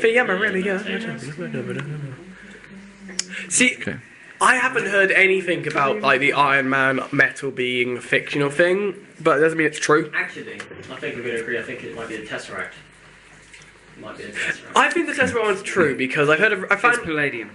Palladium's false. Have you just done the periodic table song? I'm not pretty certain, but out of all of them, I think, because I can remember you telling me that the Tesseract thing, it would have blown the Earth up, it would have just melted the Earth. Well, in response to that, all of these things I've researched these within the last week. None of these I knew beforehand. So anything I might have said to you in the past wouldn't be relevant. I sort of got a feeling that the first one's also going to be true because I had a thing recently that the energy in a Star Wars lightsaber would be so dense that it would able to be cause a catastrophic explosion, and that's from a lightsaber. Putting that into perspective of the Tesseract, which opens a wormhole to space. But we're saying it would. I've specifically chosen the word cook. Yeah. So Also, not I've destroyed. learned never to listen to you after you give the actual things because you always give lies. This is true. Or is it? Yeah. It is true because I think last we're time. at Alright. answer, though. I think number 2 is going to be I think our answer. Palladium. Yeah, Okay, so let's go through them. So who thinks that the Tesseract fact is false? No one. Who thinks the Palladium one is false? Well, most of the room. And who thinks the vibranium in Cap's shield is false? I'm gonna go with it. Just make someone be on it. I thought you already voted on it. No, I put my hand on my head. Okay. The correct answer is 3. So 3 is correct. Which one's the wrong one? No, Three is the- no, three three is is the lie. 3 is the lie. A scientist who specializes in metals actually wrote a paper about the properties of vibranium. Whenever you strike a metal that absorbs any kind of impact, it has to, based on Newton's third law of thermodynamics, nothing is ever destroyed. Nothing ever goes away. It becomes something else. So when you strike metal that absorbs the impact, one of two things will happen. Either it will be converted into heat or into sound. Like, for example, when you ring a bell, it doesn't break or take any damage, but it gives off a sound. Harry, you've got your hand up here. I was sort of thinking that, but at the same time, I was sort of thinking with the vibranium, maybe it had a structure where it sort of rebounded the energy into the object it was hitting. You're pretty much on the ball there. So what this scientist did was, because of the fact that Captain America's shield doesn't make a large ringing noise or heat up whenever it is struck by something, for example, when it gets hit by Thor's hammer in Avengers 1, he theorized that the only way that could be possible is if the vibranium has a method of storing said kinetic energy and then releasing it in another way. So what he's theorized is the fact that it can bounce is actually the shield using up that stored energy from all the hits that it's been taken, which is why, combined with Steve Rogers' immense strength, it bounces so, vigorously and in some cases violently, because it's releasing that energy. The palladium is an element. It's Must not have been discovered since the 60s then. It's It's 46. Oh. it's not actually used in powering stuff or anything like that. The Tesseract fact is mainly down to bad science within the first Avengers film. In order to activate the Tesseract, they have to heat it to a temperature of over 100 million kelvins. The core of our sun is 16 million kelvins. And a scientist, again, did a sort of theoretical experiment where he said if you took a piece of the sun's core the size of a suitcase and left it in a city like Los Angeles, the effect would be the same as a nuclear explosion. That's something that, while being a little bit bigger than the Tesseract, is 84 million times cooler. So activating the Tesseract would require a heat that would cook the entire planet. So yeah, there's the science section for you guys. The reason You've I learned decided something. to change it to number 3 was because I remembered a line that Howard Stark said in the first Captain America film. Callum, don't lie. You literally said to us, "I'm going to pick 3 because no one else has No, chosen it's it." come to me. It's come to me now because when you went It's through come that. to you now that you know the answer. No, because when you gave No, the You got it right. Deal with it. So we're going to quickly move into our final section, which is.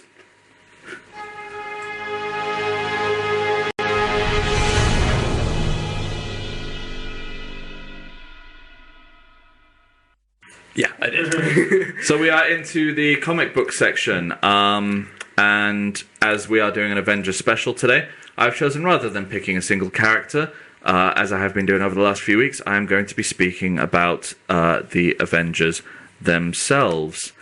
Here they are. Well, some of them. Lovely. Obviously, through the quiz and various other things we've discussed, you guys already know a fair bit about the Avengers, I would hope, but I'm going to go through some anyway. So, the Avengers was published by Marvel Comics, and the first issue came out in September 1963. It was created by Stan Lee and Jack Kirby, who basically in 1963 were just owning the comic book world. Bases for the team, we've had Avengers Tower, the Avengers Mansion, and a Hydro base.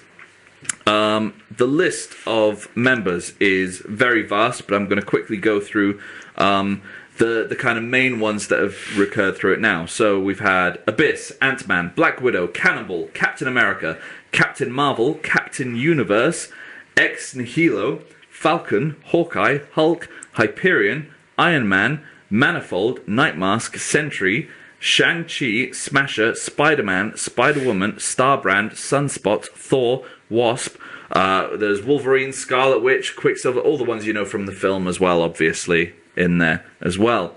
There's loads of captains there. There are quite a few captains. There's a few doctors, I realised, as well. Not many majors. No.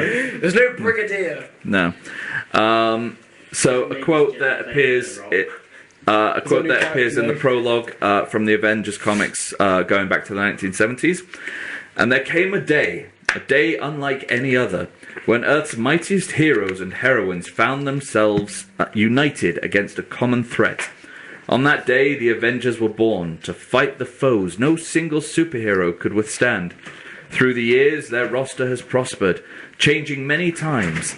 Their glory has never been denied. Heed the call. Then... for now, the Avengers assemble. Pretty awesome. That's quite cool. Yeah. We need a recording of Stan Lee saying that before he dies. You know, just saying. Can't be far off. Wow! He's in his 90s. But he's Stan Lee. Yeah, he'll probably live forever. He probably will, you know. Yes, he is. Okay, so, I'm glad he said Excelsior. Excelsior. the first adventure featured the Asgardian god Loki seeking revenge against his brother Thor. Using an illusion, Loki tricked the Hulk into destroying a railroad track.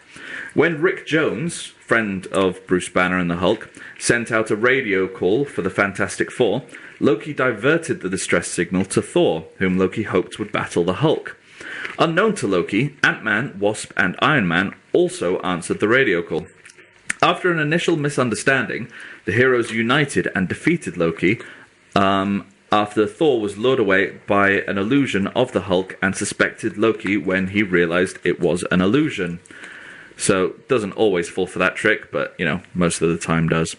Ant-Man stated that the five worked well together and suggested they form a combined team. The Wasp named the group Avengers.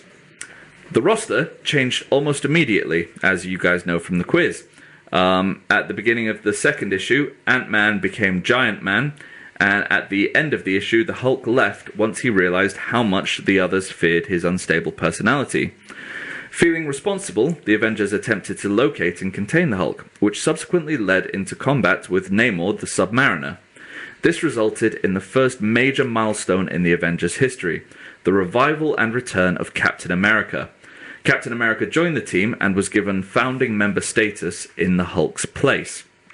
The next milestone came when every member but Captain America resigned. They were replaced by three former villains, Hawkeye, Scarlet Witch, and Quicksilver. Although they lacked the raw power of the original team, they proved their worth and fought and defeated Swordsman, the original Power Man, and Doctor Doom. Henry Pym, or Hank Pym, who by this time had changed his name to Goliath, and the Wasp rejoined the Avengers. Hercules became part of the team, while the Black Knight and the Black Widow didn't obtain official membership status until years later. Spider-Man was offered membership in the Amazing Spider-Man Annual No. 3 in 1966, but did not join the group. The Black Panther joined, rescuing the team from the Grim Reaper.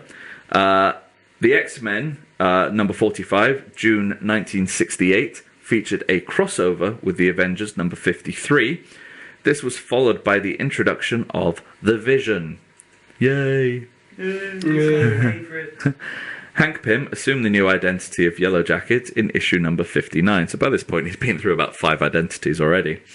And married the Wasp in the following month. The Avengers headquarters was in New York, in a building called Avengers Mansion, courtesy of Tony Stark. The mansion was serviced by Edwin Jarvis, the Avengers' faithful butler, and furnished with state-of-the-art technology and defense systems, and included the Avengers' primary mode of transportation, the 5-engine Quinjet, until Scarlet Witch messed it all up by bringing down the Kree Skull War right on top of their heads. With the Avengers, it was really hard picking a particular series to follow, because there are so many good ones. I mean, you can't go wrong with the Avengers, basically. The one that I have chosen to go for, seeing as though it ties in with the upcoming film, is the Civil War series, because this is one of the few story arcs that really does affect every character in the Marvel Universe. So, for anyone who doesn't know anything about the Civil War, basically, due to an event between 2 superhero teams, a large number, I think it's about 10,000 people, end up being killed, regular civilians. So the government decided to implement a Superhuman Registration Act. This is where anyone with superpowers or vigilantes, so not necessarily superpowered people, have to register and be trained and become SHIELD agents. This is including mutants as well, so people who are born into this kind of thing, and any aliens visiting the planet. Captain America decides that this isn't right, along with a few other heroes. Tony Stark decides to go for it, and what results is the Avengers being split in 2, with Captain America leading the New Avengers and Tony Stark leading the Mighty Avengers. I won't say the results of any of it, but it is a brilliant series where characters who have been best friends for over 40 years are thrown against each other in massive, big fights, and there are plenty of deaths to go around as well, lasting ones as well. With the Avengers, there are several different versions of the Avengers. I'm going to show you some of my favourite ones. So the first one is, of course, the Ultimates, as I've mentioned in the quiz. This is the Ultimate Universe version of the Avengers, and has a very similar lineup to what we know in the comics. The lineup changes quite a lot. By Ultimates 3, we end up with Spider-Man and Wolverine on the team as well, and the Hulk is pretty much kicked out from the get-go because he kills about 800 people and even eats a few of them. Yeah, he's cannibalistic in the Ultimate Universe. Great. Then we also have the Runaways from an alternate future depicted in the comic Runaways. Gertrude York's future self travelled back in time. In that future, she was the leader of the Avengers under the name Heroine. That lineup of the Avengers featured Iron Woman, Scorpion, the Fantastic 14, and Captain Americas. So, several Captain Americas there. And you can't really talk about a Marvel Avengers team from an alternate universe without bringing up the Marvel Zombies. For anyone who hasn't read this series, it's brilliant. It's basically, there is a virus that likes to infect superhumans or superpowered beings so that it can spread itself throughout the universe in the form of an overwhelming hunger. This comic is brilliantly written. It was created by the creator of The Walking Dead, Robert Kirkman. Later issues of it were written by, I can't remember the guy's name, but the guy who wrote Pride and Prejudice and Zombies, and David Wellington, who is a fairly unknown writer, but I'm a huge fan of his work, who wrote the Zombie Island trilogy, which, if you're into zombie films or anything like that, I strongly recommend reading, because it's the only book I've ever read where you actually get to hear things from the perspective of a zombie, other than, what's that one, the one with Nicholas Hoult. Warm Bodies. Warm Bodies. That's it. So yeah, very quick comic book section there, but that is my review of the Avengers. So read Civil War. Dark Siege is a great one as well. Disassembled, that's basically where you get to see the new Avengers. Yeah, can't go wrong with Avengers, really. House of M, of course. Very quick point. I was doing a bit of research for the show before. Coming on May 9th this year, sorry, May 2nd, we've got a brand new Avengers team lineup coming out, which I've been looking at, and I've been thinking they might be tying this into the actual MCU, because the team is actually going to be Iron Man, some Falcon version of Captain America, so Sam Williams, The Vision, Captain Marvel, Nova, Female Hulk, and She-Hulk. No, not She-Hulk, sorry, Female 4. Oh, okay. Female 4, and Miles Morales Spider-Man. Okay. That's the image of it. Yeah, I've not really read up on that, because I've noticed Miles Morales has been introduced into the 616 universe, but I've not really read how they've gone about he's an doing Avenger that. now. Isn't that how? Have they already done like their version of the New 52 thing where they've merged the universes? Did they already They're doing do it. They're doing it now. current They're doing way it. of doing It's currently doing it. So happening. that's probably Secret Wars. how Miles Morales has turned up in 616. Oh, I hope he hasn't overtaken Peter Parker. It's bad enough they've killed off one Peter Parker for him. But there is actually quite an interesting Spider-Man comic where he does go to the Ultimate Universe and meets Miles Morales, and Aunt May, Mary Jane and Gwen have to deal with the fact that not only is Peter alive again, but he's somehow aged by about 20 years, because in the Ultimate Universe he's still a kid. Yeah, so that's our show for tonight, guys. We've still got like 2 minutes to kill. Yeah, I know. I'm bulking it out. All right. There's other stuff to be said. I hope you enjoyed the show, guys. One quick point. I've been reading through you now. I just had to make this because we don't want people to get confused. This is not the last Nerdemic show at this time slot. There will be one next week, same time, same place. And in fact, the Nerdemic show won't be ending. We're literally just moving to a new studio. It will still be same time, same place to watch it. We're just moving to a new studio. So don't worry, guys. I'm off to do my exams, and The Nerdemic show will survive. we will continue. So I would like to thank very much our guests in the studio with us today. So we've got Rick, Jonas, who's disappeared, Harry, Marcus, Georgie, and Gemma. Thank God I remembered all of your names. Please come back to Rick. What's Rick doing? Paint me like one of your French girls. Yeah. All right, we have Yeah. Cheers, guys. Keep it nerdy. Remember, follow us on Twitter, Facebook, all that kind of stuff. Fan us on YouNow. Subscribe to YouTube. We'll be doing some more broadcasts throughout the week, and hopefully soon be releasing a proper review of the Avengers. We're just trying to not release it too early because we want to add spoilers and don't want to ruin it for our American got mine friends. nearly recorded, and I'm going to release it on my version on the YouTube on the 1st of... Callum's doing the spoiler-free one. We're doing the spoiler-filled one. Yeah, because I'm nice to you people. Yeah. So, all I have to say is, in the words of a great man, Excelsior. Excelsior! Bye. That's it. Excelsior. Bye, guys. You're listening to ORB Radio 1, giving people a voice. Keep up to date with all the latest from the world of sport with Dave's Sports Roundup. Every Monday from 7 till 8 p.m. on ORB Radio 1.